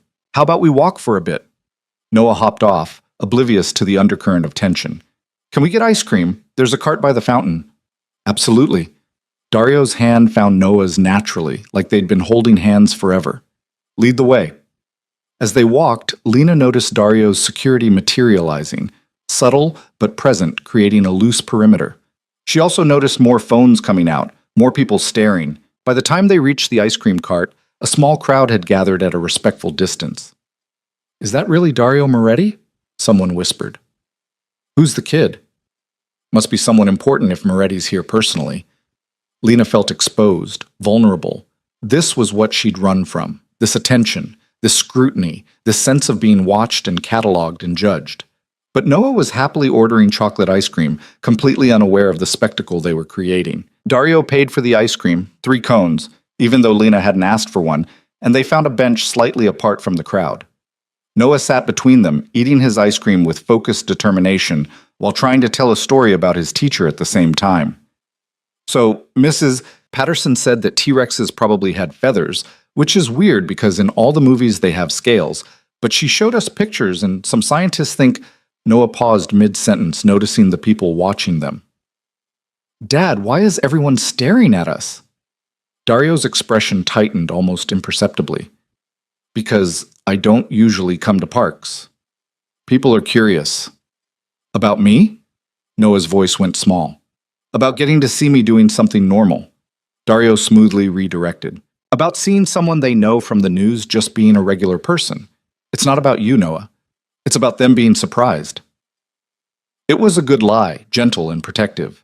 But Lena knew the truth. It absolutely was about Noah. About people trying to figure out who this child was, and why Dario Moretti was treating him like he mattered. Noah seemed satisfied with the explanation and went back to his ice cream. But Lena noticed how Dario's security had tightened their formation, how his attention had sharpened even while he maintained an easy conversation with Noah. This was the reality she'd tried to protect their son from. Constant vigilance, constant threat assessment, the weight of being someone important enough to watch. They finished their ice cream and walked some more, Noah alternating between holding Dario's hand and running ahead to explore. Every few minutes he'd circle back like a small satellite, sharing observations or asking questions, then orbit away again. Lena and Dario walked in his wake, maintaining careful distance from each other. "He's amazing." Dario's voice was quiet, meant just for her. "You raised someone amazing." "I know." Lena watched Noah climb on a low wall, arms out for balance. "He's the best thing I've ever done. I miss so much." The words were heavy with regret. First steps, first words, first day of school, all of it. "Yes, you did." Lena didn't soften it. "And you can't get those back. But you're here now. That's what matters to him." Dario was quiet for a moment. Then, the attention today. The phones. "That's going to get worse." "I know." By Monday, there will be articles, speculation, people trying to figure out who Noah is, who you are, why I'm suddenly spending time with a woman and a child. Dario's jaw tightened. "I can try to control the narrative, but some things will leak. Some things always do."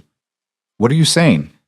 "I'm saying we should go public, controlled, official, before someone else tells the story for us."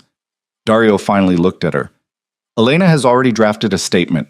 Nothing detailed, just confirmation that I have a son, that we're building a relationship, that privacy is requested. Simple. Clean." Lena's stomach dropped. "That makes him a target." "He's already a target. Visibility is the only protection now." Dario's voice was firm.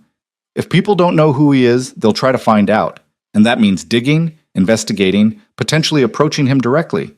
If we acknowledge him publicly, with official protection, he becomes too visible to hurt quietly. You want to use exposure as protection. Yes. Dario stopped walking, turned to face her fully. I know it sounds backwards, but in my world, secrets are vulnerabilities. The things you hide are the things people exploit. Noah exists now. People know I have a son. The only question is whether we control how that information is released or whether we let it spread like wildfire. Lena looked at Noah, who was now trying to walk the entire length of the low wall without falling off.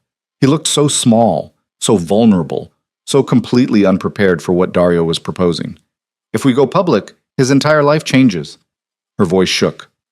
School, friends, everything. He becomes Dario Moretti's son, instead of just Noah. He's already Dario Moretti's son. Dario's voice was gentle but unyielding. We're just deciding whether to acknowledge it honestly or try to hide it poorly. Before Lena could respond, Noah jumped down from the wall and ran over, breathless and happy. Dad, can you lift me up? I want to see over the trees. Dario crouched down. Climb on my shoulders. Noah scrambled up with the fearlessness of children, settling on Dario's shoulders with a whoop of delight. Dario stood carefully, hands steadying Noah's legs, and suddenly her son was 6 feet in the air, laughing and pointing at things only he could see. I can see everything. Mom, I can see our apartment building from here. Lena watched them together. Her son perched on his father's shoulders like he'd done it 1,000 times, Dario holding him with such careful strength, and felt something crack open in her chest. This was what she'd run from. This connection. This belonging. This sense of Noah finding a piece of himself he'd been missing. Mom, look! Noah waved at her, nearly unbalancing. Dario's hands tightened automatically, keeping him safe without even thinking about it. The gesture was so instinctively protective that Lena had to look away. I see you, baby. Her voice came out rough. After a few minutes, Dario carefully lowered Noah back to the ground. The boy was flushed with excitement, talking rapidly about everything he'd seen from up high. Then he seemed to register that the adults had been having a serious conversation. Are you guys fighting? His voice went quiet, worried. No. Lena forced brightness. Just talking about grown-up stuff. About me? Noah was too perceptive for 8. Yes. Dario crouched down again, meeting Noah's eyes. About how to keep you safe. About how to make sure people treat you right. About how to protect you from some of the harder parts of my world. What are the harder parts? Noah asked. Dario glanced at Lena, asking permission. She nodded minutely. The harder parts are that people pay a lot of attention to me. They take pictures, write articles, ask questions, and now that they know you exist, they're going to pay attention to you too. That might feel weird sometimes, might feel intrusive or uncomfortable. Dario's voice stayed level, honest. And there are people who don't like me very much, which means they might not be kind to people connected to me. We're trying to figure out how to manage that. Noah processed this seriously. Like bodyguards and stuff? Like bodyguards and stuff, Dario confirmed. Like making sure you're safe at school. Like maybe having a driver sometimes instead of walking. Small changes that help protect you. Will I have to leave my school? Fear crept into Noah's voice. No, Lena cut in firmly. You're staying at Riverside. That's non-negotiable. Dario nodded. We'll make it work. Whatever you need to feel safe and normal, we'll make it work. Noah seemed reassured. Can I still play soccer? Of course. Can I still go to James's house? Yes, with some security nearby, but yeah, can I still be normal? The question hung in the air, heartbreaking in its simplicity. Dario looked at Lena, and she saw the same pain she was feeling reflected in his expression. They both knew the answer was no, not really, not anymore. But they also both knew you didn't tell an 8-year-old that his life was about to become fundamentally abnormal. You'll still be you, Dario said carefully, and being you is what matters. The rest is just logistics. Noah nodded, accepting this the way children accept things they don't fully understand. Then he grabbed both their hands, one of Lena's, one of Dario's, and started pulling them toward the fountain. Come on, I want to show Dad where I made a wish last week.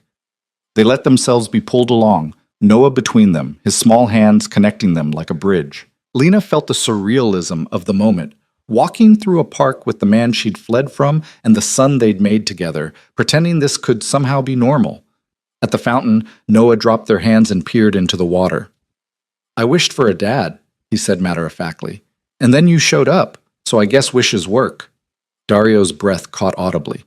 Lena saw him struggling with emotion, saw him trying to maintain composure, while something inside him clearly broke and reformed. He sat on the fountain's edge, pulled Noah close beside him. "I'm glad your wish came true." His voice was rough. "I'm glad I found you." "Me too." Noah leaned against him with easy affection. "Are you going to come back? After today? If you want me to." "Every week?" Noah's voice held hope and fear in equal measure. "Every week." Dario looked at Lena over Noah's head. "If your mother agrees. As often as you want to see me." "I want to see you a lot." Noah said it simply, honestly, the way children do before they learn to hide their needs. "I waited my whole life for a dad. I don't want to wait anymore." Lena sat down on Noah's other side, completed the circle.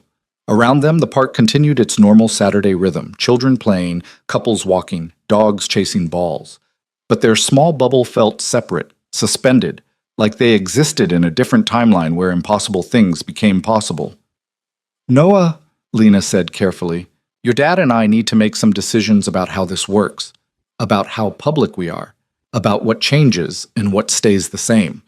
But whatever we decide, the most important thing is keeping you safe and happy, okay?" "Okay." Noah swung his legs, kicking the fountain's base gently. "Can I tell James about my dad? He keeps asking why Mr. Moretti came to school." Lena and Dario exchanged glances.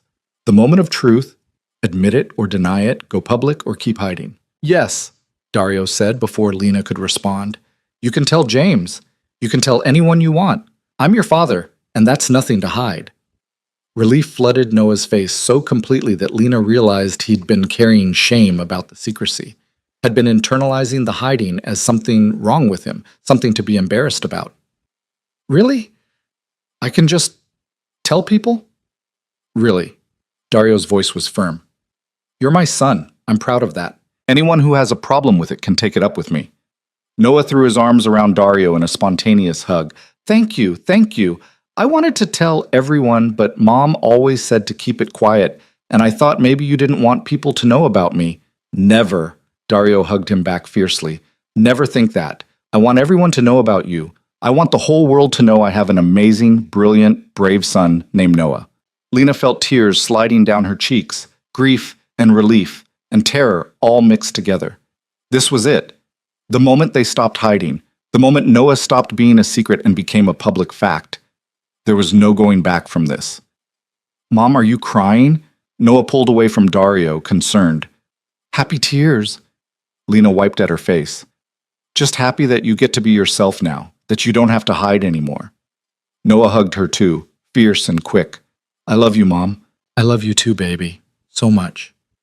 They sat together at the fountain for a while longer, Noah chattering about school and friends and all the things he wanted to tell people now that he was allowed. Dario listened with complete attention, occasionally catching Lena's eye with expressions that ranged from wonder to fear to desperate gratitude.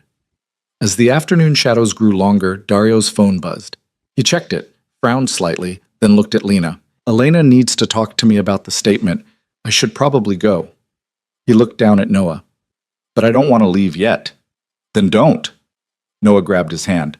"Stay a little longer." Dario's expression softened. "Okay. A little longer." They walked Noah back to the playground one more time, let him burn off the last of his excited energy on the swings and slides. Other parents had mostly left, spooked by the security presence or the phones or the general sense that something significant was happening. Lena was grateful for the space. When the sun started sinking toward the horizon, casting everything in golden light, Dario finally said he had to go. Noah's face fell, but he nodded with the resignation of a child learning that good things don't last forever. "When will I see you again?" Noah asked. "Tomorrow if you want, or Monday, or whenever you're ready." Dario crouched down one more time.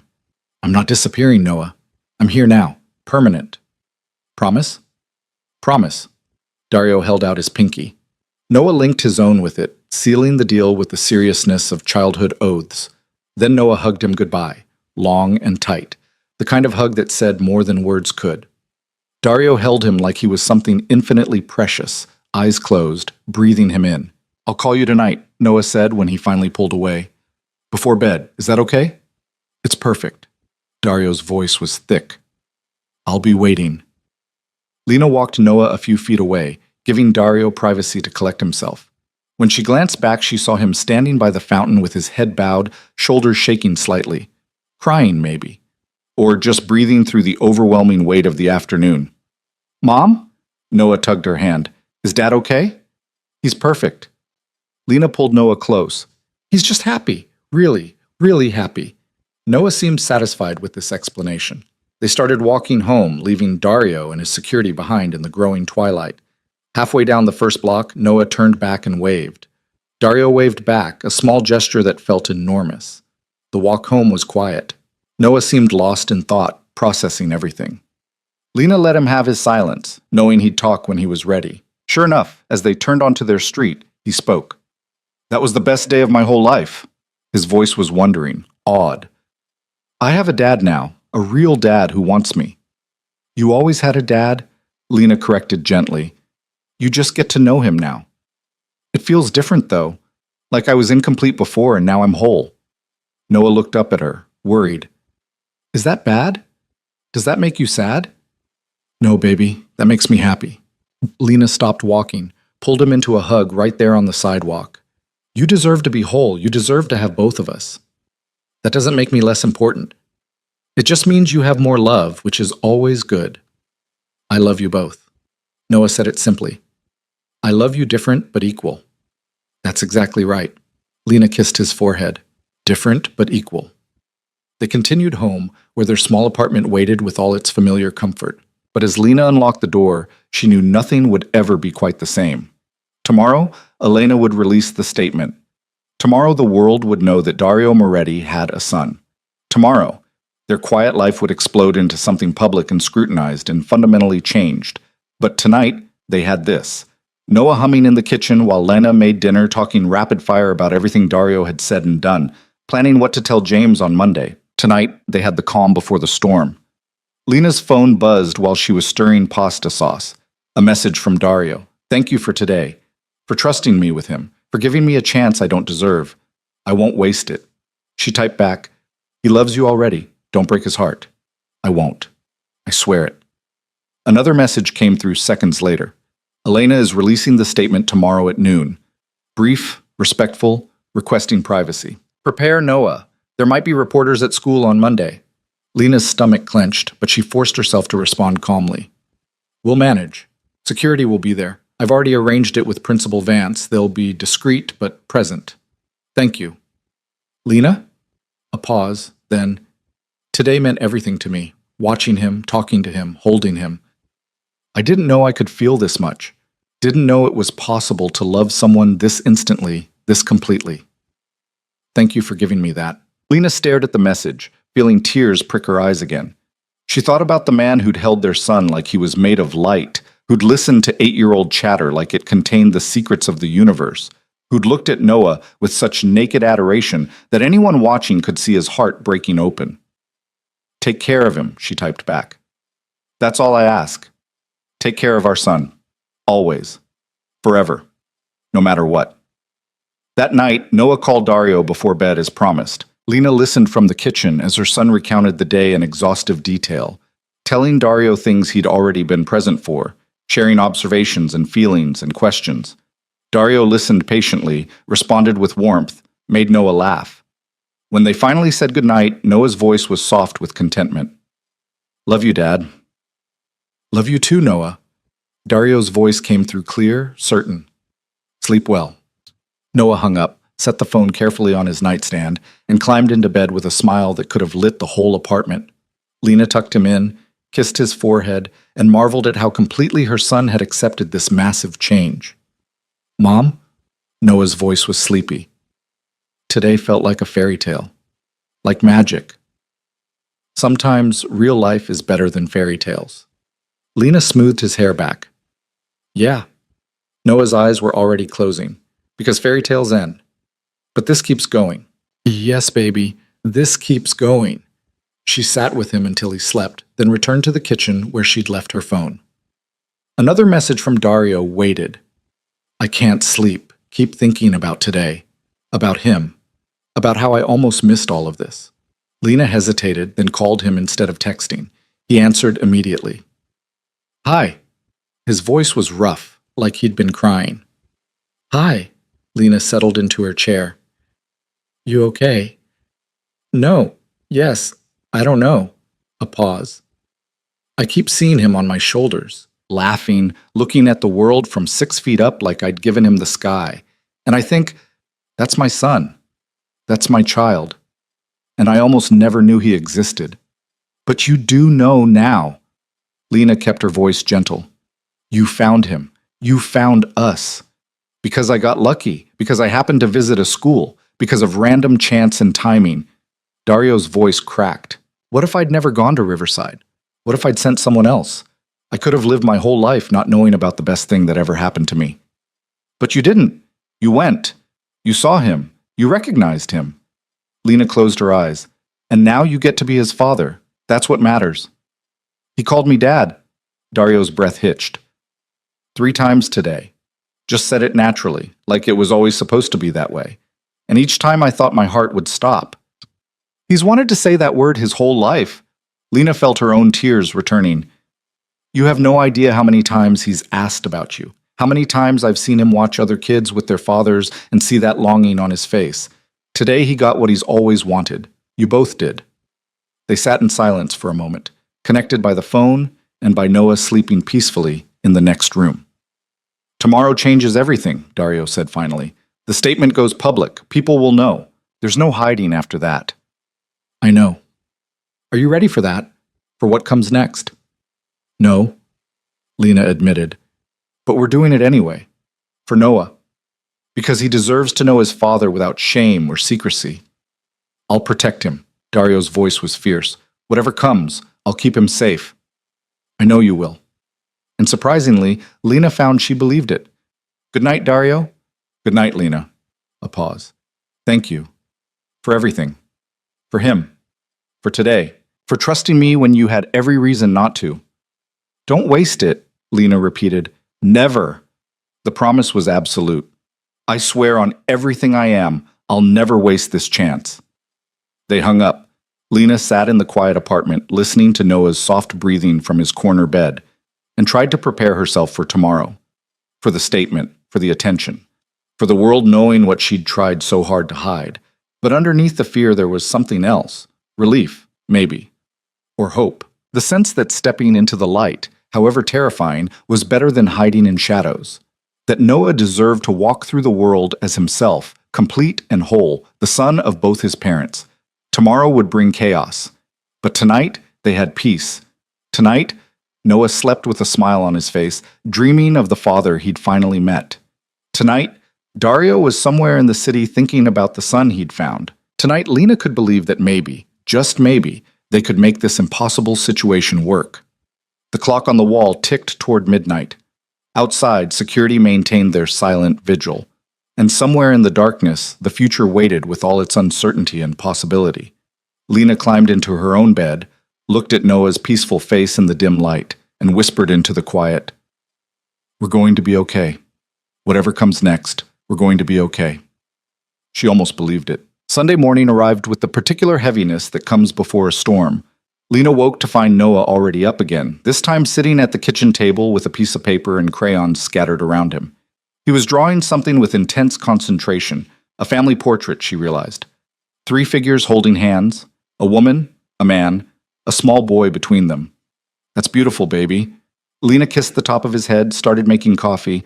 "It's for Dad." Noah didn't look up from his careful coloring. "I'm going to give it to him next time we see him, so he knows we're a family now." The simple certainty in his voice made Lena's chest ache. She thought about the statement Elena would release in a few hours, about how Noah's drawing would become public fact, about how their private family would become everyone's business. Her phone buzzed. A message from Dario. "Elena is finalizing the statement. Last chance to change anything." "Are you sure about this?" Lena typed back with shaking hands. "No, but we're doing it anyway." Lena. Just her name, weighted with everything he couldn't say. "Noah is drawing you a family portrait. He wants you to know we're a family now. That's all that matters." A long pause, then, "Send me a picture?" Lena snapped a photo of Noah hunched over his drawing, tongue sticking out slightly in concentration. She sent it to Dario and watched the 3 dots appear, disappear, appear again. "I'm going to frame that." Put it in my office where I can see it every day. He'd like that. Lena, when this goes public, things are going to move fast. Elena has protocols in place, security is briefed, but there will still be chaos. Promise me you'll call if you need anything. Anything at all. I promise. I mean it. Middle of the night doesn't matter. If you're scared or overwhelmed or just need someone to talk to, call me. I'm here. The message sat on her screen, surprisingly vulnerable from a man who built empires on control and certainty. Lena stared at it for a long moment before responding. Same to you. You're not doing this alone anymore either. The 3 dots appeared and disappeared several times before Dario finally sent, "Thank you." At 11:30, Lena sat Noah down at the kitchen table with his finished drawing between them. Remember how we talked about Dad being famous? How people pay attention to him? Noah nodded, suddenly serious. Today, his lawyer is going to tell people officially that he has a son. That means reporters might write articles, people might take pictures, your friends at school might ask questions. Lena kept her voice steady. It might feel weird for a while. People knowing things about you that you didn't tell them. Will they say mean things? Noah's voice was small. Some people might, not because of anything you did, but because they don't like your father, or they're jealous, or they just like causing trouble. Lena reached across the table, took his hands. But the important people, the ones who really matter, they're going to be happy for you. Mrs. Patterson, James, Marcus at the coffee shop, they know you. They know you're a good kid with a big heart. That doesn't change. What if kids at school are mean about it? Then you tell Mrs. Patterson immediately, and you tell me, and we handle it. Lena squeezed his fingers gently. You're not alone in this, Noah. You have me, you have your dad, you have people who care about you. We're going to protect you. Noah nodded slowly, processing. Can I still tell James myself before he reads about it somewhere? Lena glanced at the clock. 11:45. Call him now. Tell him before the news breaks. Noah grabbed the phone Dario had given him, scrolled to James's number that they'd programmed in yesterday. His fingers shook slightly as he pressed call.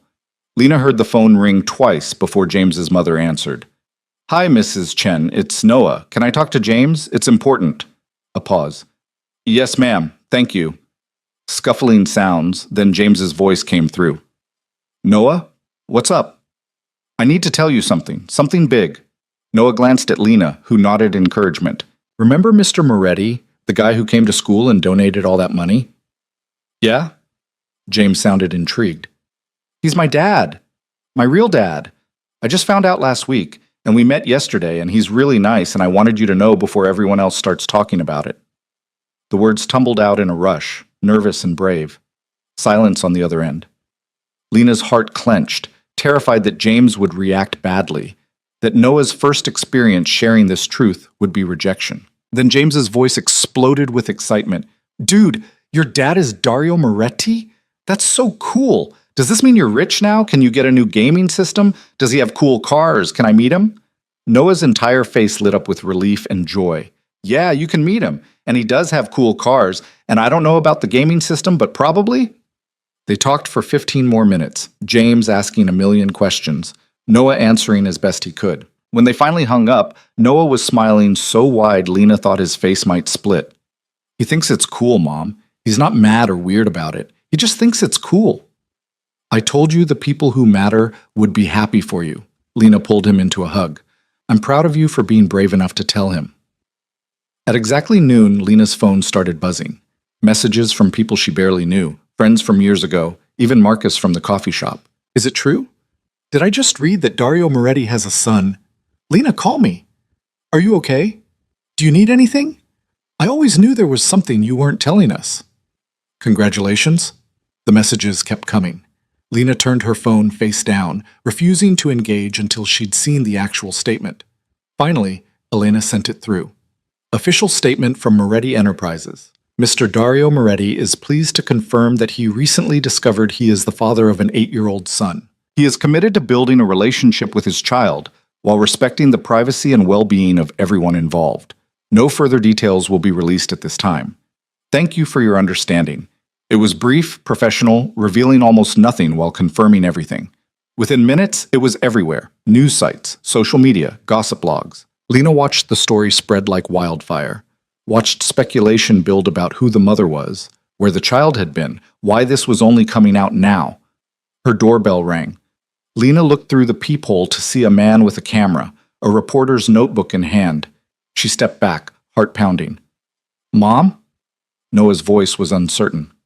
Who is it? Reporter. We're not answering. Lena pulled him away from the door. Remember what we talked about? We don't have to talk to anyone we don't want to. The doorbell rang again. Then again.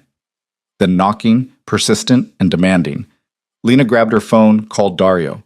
He answered immediately. Are you okay? There's a reporter at our door. He won't leave. I'm sending security. They'll be there in 3 minutes. Sounds of movement. Dario clearly already in motion. Don't answer the door. Don't engage. Just wait. Okay. Lena's voice shook.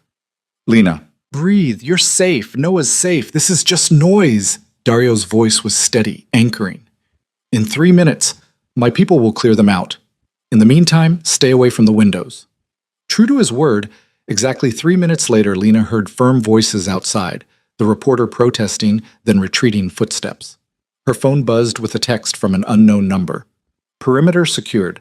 2 guards will remain stationed outside your building. No one gets through without your permission. She showed the message to Noah, who'd pressed himself against her side.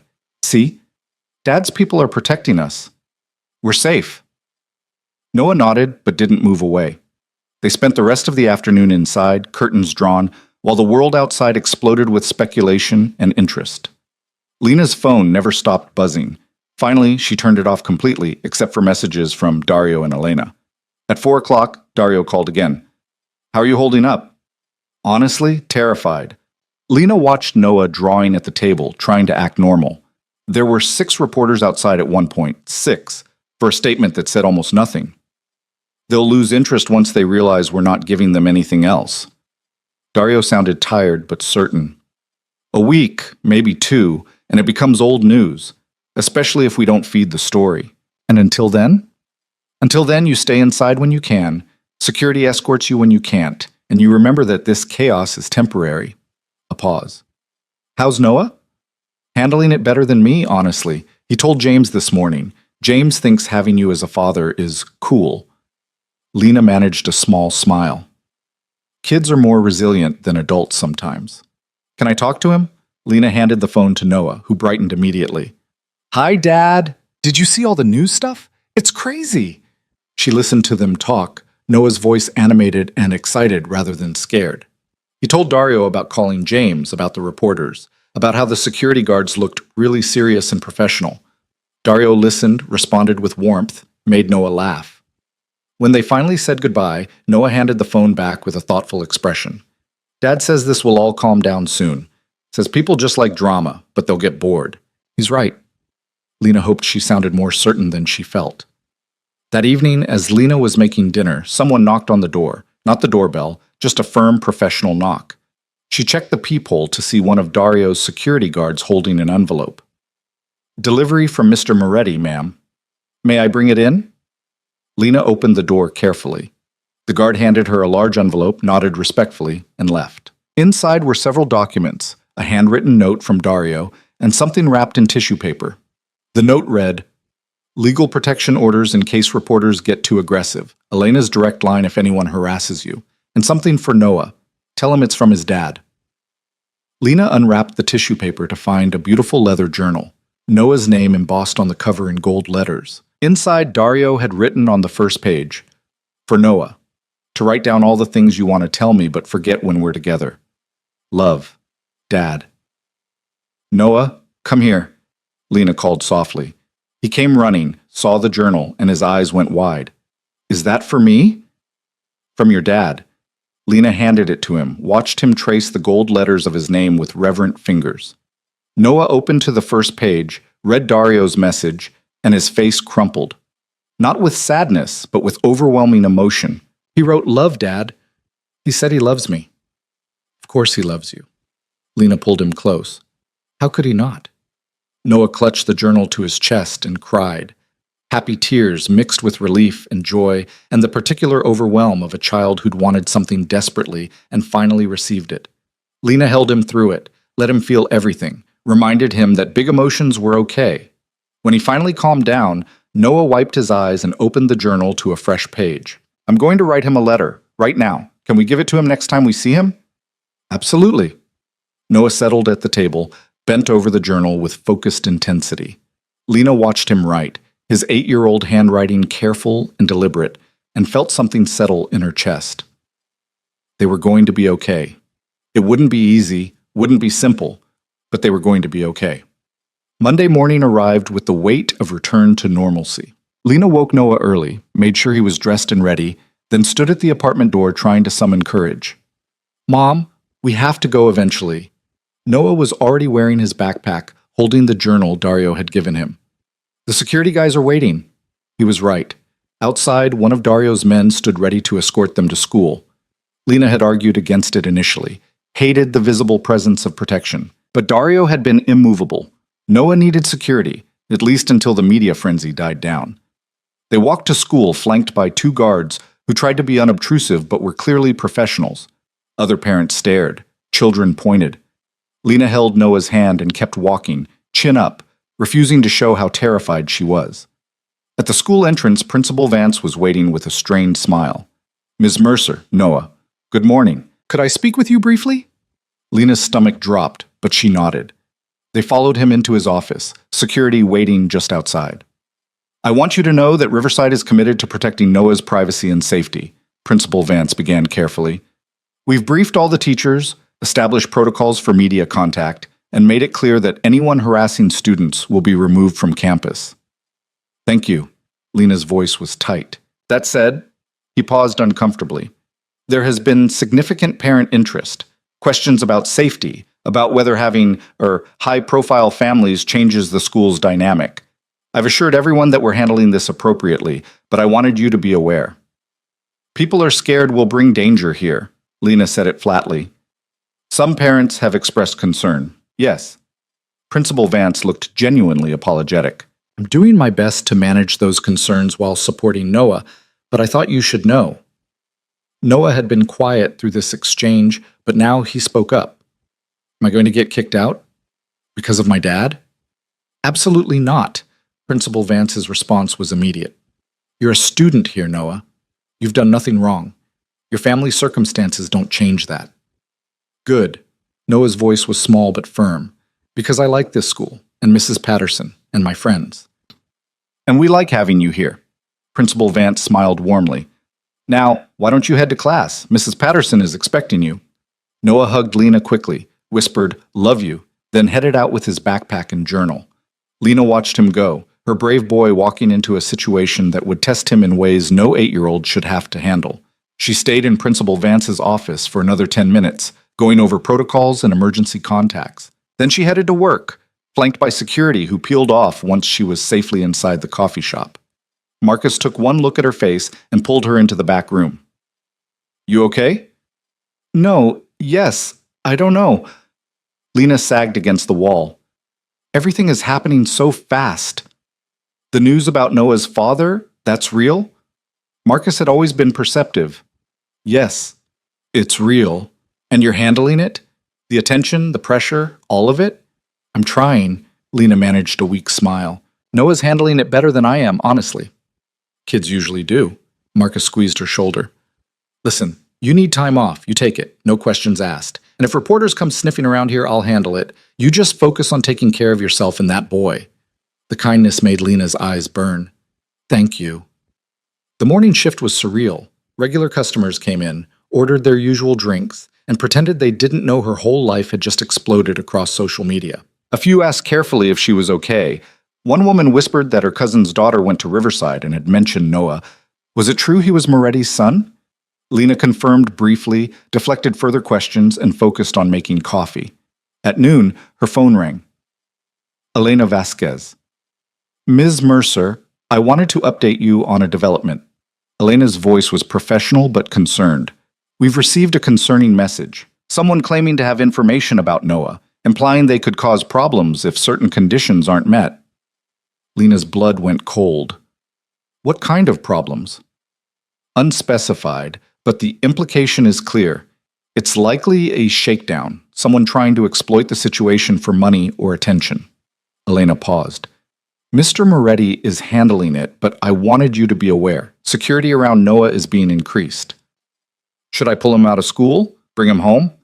That's your decision, but our assessment is that he's safer at school with security present than moving him unnecessarily.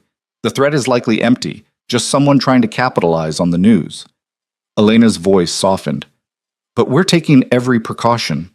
Lena's hand shook as she hung up. She called Dario immediately. He answered on the first ring. Lena, Elena told you. Who would threaten an 8-year-old child? Her voice cracked with fury and fear. Someone stupid enough to think I won't find them. Dario's tone was cold, dangerous. I have people tracking the message source. We'll know who sent it within hours. And when I find them, Dario, don't. Lena cut him off. Don't do something that proves every terrible thing I thought about your world. Don't prove me right. Silence stretched between them. Then Dario's voice came back quieter but no less intense. What do you want me to do? Someone threatened my son. Threatened to hurt him or expose him or I don't even know what. You want me to just let that go? I want you to handle it legally, properly, not with violence or intimidation or whatever it is you usually do. Lena's voice shook. I want you to prove that being Noah's father makes you better, not worse. More silence. Lena could almost hear Dario struggling with himself, warring between his instincts and what she was asking. Okay, he said finally. Okay. Elena will handle it legally. Press charges if we can identify them. Restraining orders. Proper channels. A pause. But Lena, if anyone actually tries to hurt him, if anyone gets close enough to be a real threat, all bets are off. If anyone actually threatens him, I'll help you hide the body. Lena surprised herself with the vehemence. But this sounds like someone looking for attention, not actual danger. Handle it right. Show Noah that power doesn't always mean violence. I will. I promise. Dario's voice roughened. I'm trying, Lena. I'm trying to be what you need me to be. What he needs me to be. I know. I see it. Lena closed her eyes. We're going to get through this together. By 3 o'clock, when Lena went to pick up Noah, the threatening message had been traced to a tabloid reporter looking for a story. Elena had already filed harassment complaints and sent cease and desist letters. No real danger, just someone being opportunistic and cruel. Noah emerged from school flanked by security, but he was smiling. James walked beside him, talking animatedly about something that involved a lot of hand gestures. When he saw Lena, Noah ran over and hugged her hard. Mom, Mrs. Patterson let me share about my dad during circle time. Everyone thought it was cool. And Marcus Chen, different Marcus from my class, asked if my dad could come to career day. Noah's words tumbled over each other.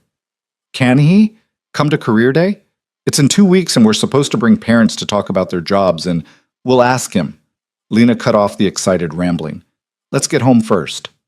They walked back to the apartment, Noah chattering about his day, seemingly unbothered by the security presence or the stares from neighbors. Inside, he immediately grabbed his journal and started writing. What are you writing? Lena asked. Telling Dad about school, about James thinking he's cool, and about career day, and about how Mrs. Patterson said families come in all different shapes, and that's what makes them special. Noah looked up with shining eyes. Can we see him soon? I want to give him this journal back so he can read what I wrote. I'll call him. Lena pulled out her phone.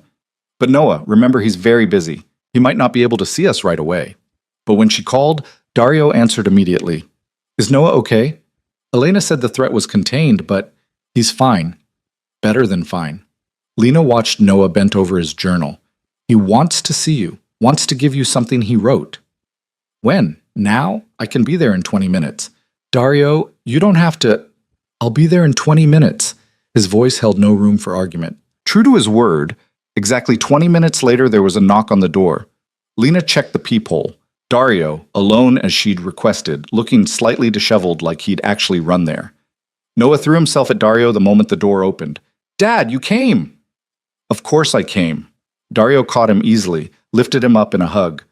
You called, I came. That's how this works now. Noah pulled back, grabbed the journal, thrust it at Dario. I wrote you letters. About everything. Read them. Dario sat on their worn couch, Noah pressed against his side, and read each carefully written page. Lena watched his expression shift, tender, amused, occasionally devastated, as he absorbed her son's unfiltered thoughts and feelings. This is, Dario's voice cracked. Noah, this is the best gift anyone has ever given me. Really? Noah beamed. Better than expensive stuff? So much better. Dario pulled him closer. This is you. Your words, your thoughts, your heart. Nothing could be more valuable. They sat together while Noah explained each entry, elaborating on stories Dario had already read. Lena made coffee she knew Dario wouldn't drink and tried to give them space, but she kept catching his eye across the room, seeing gratitude and wonder and something that looked almost like peace. After an hour, Dario's phone buzzed insistently. He checked it, frowned. I have to go. Conference call I can't miss. He looked at Noah. But I'll call you tonight before bed. Promise? Promise. Dario stood, then crouched down to Noah's level. Thank you for the journal, for letting me into your thoughts, for trusting me with your heart. Noah hugged him tight. Love you, Dad. Love you too. Dario's voice was thick with emotion. More than you know. After he left, Noah went back to his journal, already starting a new entry. Lena sat beside him, watched him write, and felt something settle in her chest. They'd survived the first wave. The announcement, the media attention, the threats, the chaos. They'd survived it together. The next 2 weeks passed in a blur of adjustment and new normal. The media frenzy gradually died down, relegated to occasional mentions in gossip columns. Security became routine, guards who Noah greeted by name, who walked them to school and back without fanfare. Dario came by 3 times a week, sometimes more, building routines with Noah that felt increasingly natural. Career day arrived on a Thursday. Lena had been nervous about it, worried that Dario's presence would overshadow other parents, create more chaos. But Dario showed up in simple clothes, spoke to the class about running a business in terms 8-year-olds could understand, and managed to make every child feel important when they asked questions. Watching him crouch down to answer a shy girl's question about what he did all day, Lena felt her throat tighten. This was the man she had run from. Powerful, dangerous, connected to things she didn't want to know about. But he was also this: patient with children, kind to teachers, willing to sit in a too small chair and talk about quarterly reports in language second graders could grasp. After the presentations, as parents mingled in the classroom, Beth Rivera approached Lena with careful friendliness. You're, Noah's father. He's different than I expected. Different how? Lena asked warily. Softer. More human. Beth watched Dario across the room, where he was looking at Noah's artwork on the wall with obvious pride. The news makes him sound like this terrifying figure, but he just seems like a dad who loves his kid. That's exactly what he is, Lena said it firmly, maybe trying to convince herself as much as Beth. That evening, Dario asked if he could take them both to dinner. Nothing fancy, just a quiet restaurant where they could sit together like a normal family. Lena agreed, though normal felt like a stretch. The restaurant was intimate, tucked away, with security stationed discreetly outside. They sat in a corner booth, Noah between them, and ordered food that Noah barely touched because he was too busy talking. About school, about his friends, about the science project he was working on, about a million small things that Dario absorbed like precious data. You're good at this, Lena said quietly, while Noah was distracted by dessert. At what? Dario looked genuinely confused. Being a father. Being present. Listening like everything he says matters. Everything he says does matter. Dario's voice was soft but certain. He's my son. Of course it matters. Lena felt tears prick her eyes. I was wrong about you. Not about everything. Your world is still dangerous. You still make choices I don't agree with. But I was wrong to think you couldn't do this. Couldn't be what he needs. I'm trying. Dario met her eyes. Every day I'm trying to be worthy of him, of both of you. On the way home, Noah fell asleep in the car, one of Dario's cars, sleek and expensive and equipped with a child seat that had appeared the second week. Dario carried him upstairs, laid him gently in bed, and stood watching him sleep with such naked love on his face that Lena had to look away. In the kitchen, she made tea. Neither of them would drink, just for something to do with her hands. Lena. Dario's voice was quiet. I need to tell you something. Her heart clenched. What? I'm transitioning some of my business operations, moving away from the gray areas, focusing on legitimate ventures. He leaned against the counter. It's going to take time, years probably, but I'm doing it. For Noah. So when he's old enough to understand what I do, I can look him in the eye and not be ashamed. Lena stared at him. You're walking away from your family's empire? I'm transforming it, using the resources and connections for things that won't put my son at risk, things I can be proud of. Dario's jaw tightened.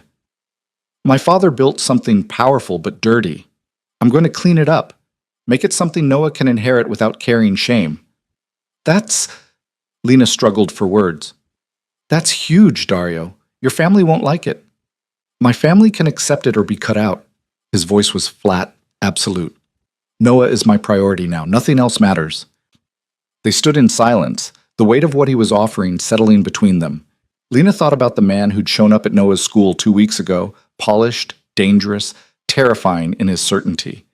And she thought about who he was becoming, still powerful, still formidable, but channeling it toward protection instead of domination.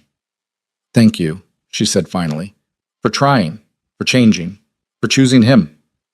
He's easy to choose, Dario smiled slightly. He's everything good I didn't know I could create. A month after the announcement, things had settled into something resembling routine.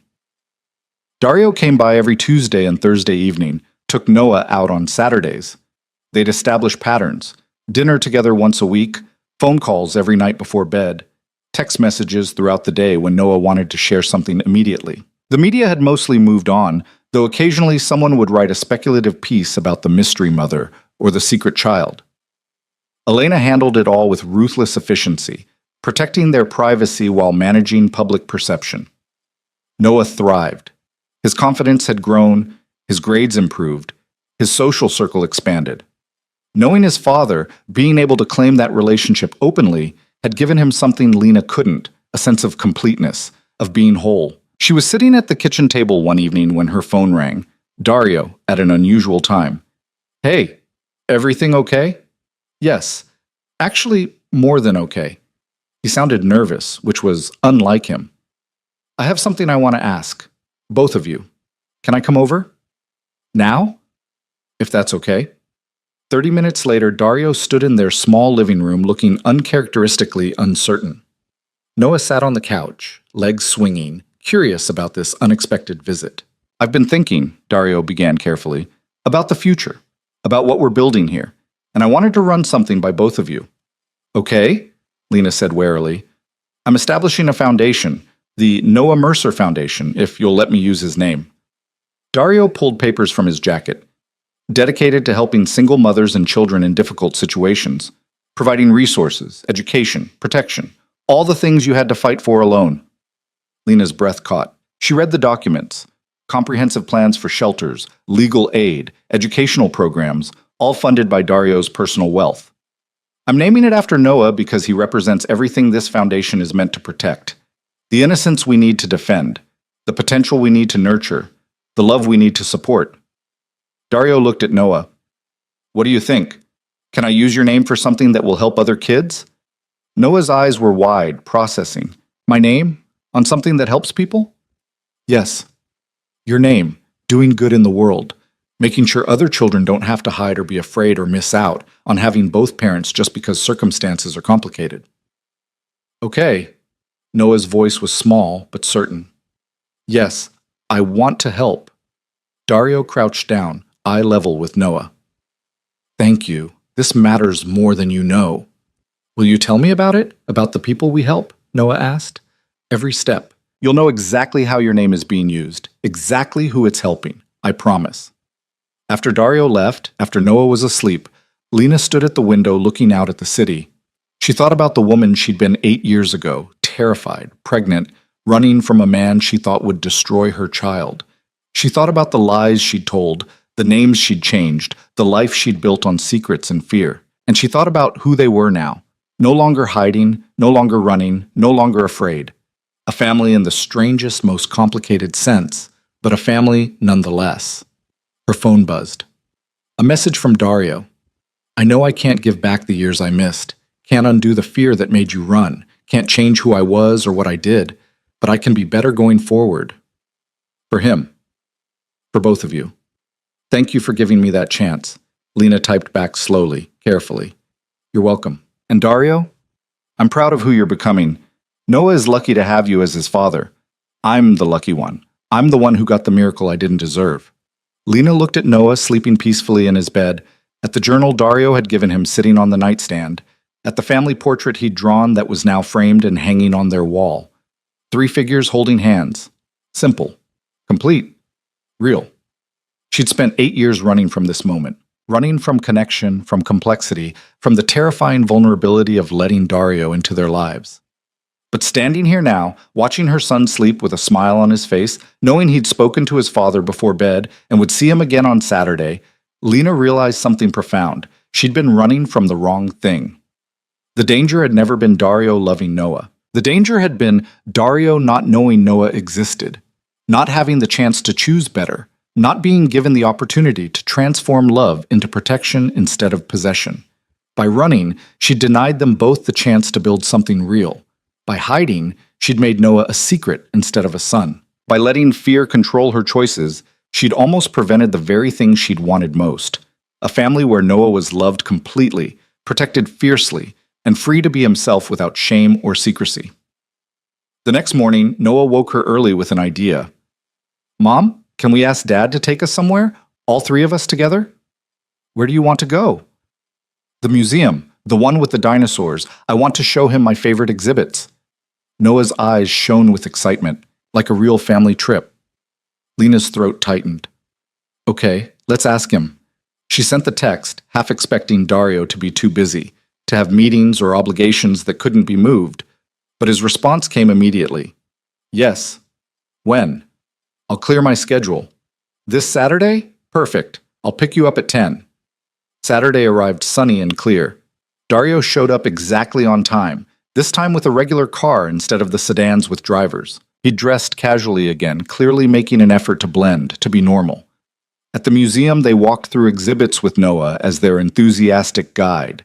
He dragged them from dinosaur to dinosaur, explaining each one with the particular passion of 8-year-olds obsessed with prehistoric creatures.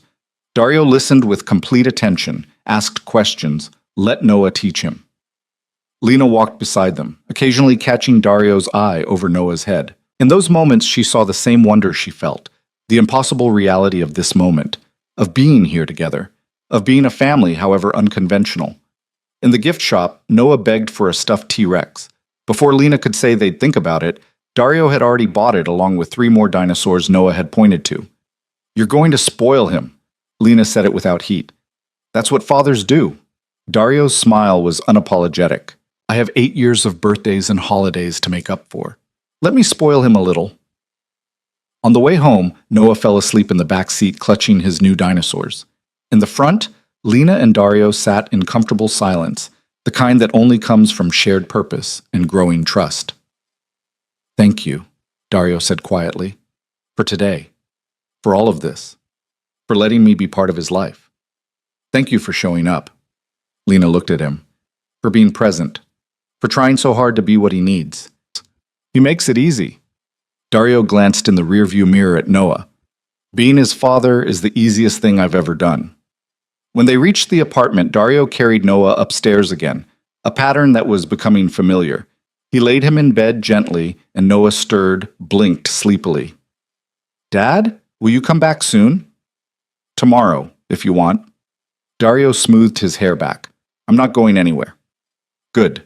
Noah's eyes closed again. "Love you." "Love you too." Dario's voice was thick. More than anything. Lena walked Dario to the door, stood in the hallway with him, the future stretching out uncertain but no longer terrifying. "We're really doing this," she said softly. "Being a family. We really are." Dario looked at her with something that might have been hope. "Is that okay? Are we okay?" Lena thought about it, really thought about it. Thought about the man she'd run from and the man standing in front of her. Thought about the life she'd built alone and the life they were building together. Thought about fear and trust and the complicated space between them. "Yeah," she said finally. "We're okay." And standing in that narrow hallway with Noah sleeping safely inside and Dario looking at her like she'd given him the world, Lena finally believed it. They were okay. Not perfect, not simple, not anything like normal, but they were okay. They were a family, messy and unconventional, and built on second chances and hard-won trust, but a family nonetheless. And that, Lena realized, was more than enough. It was everything. 6 months later, Noah stood between them at the opening ceremony for the Noah Mercer Foundation.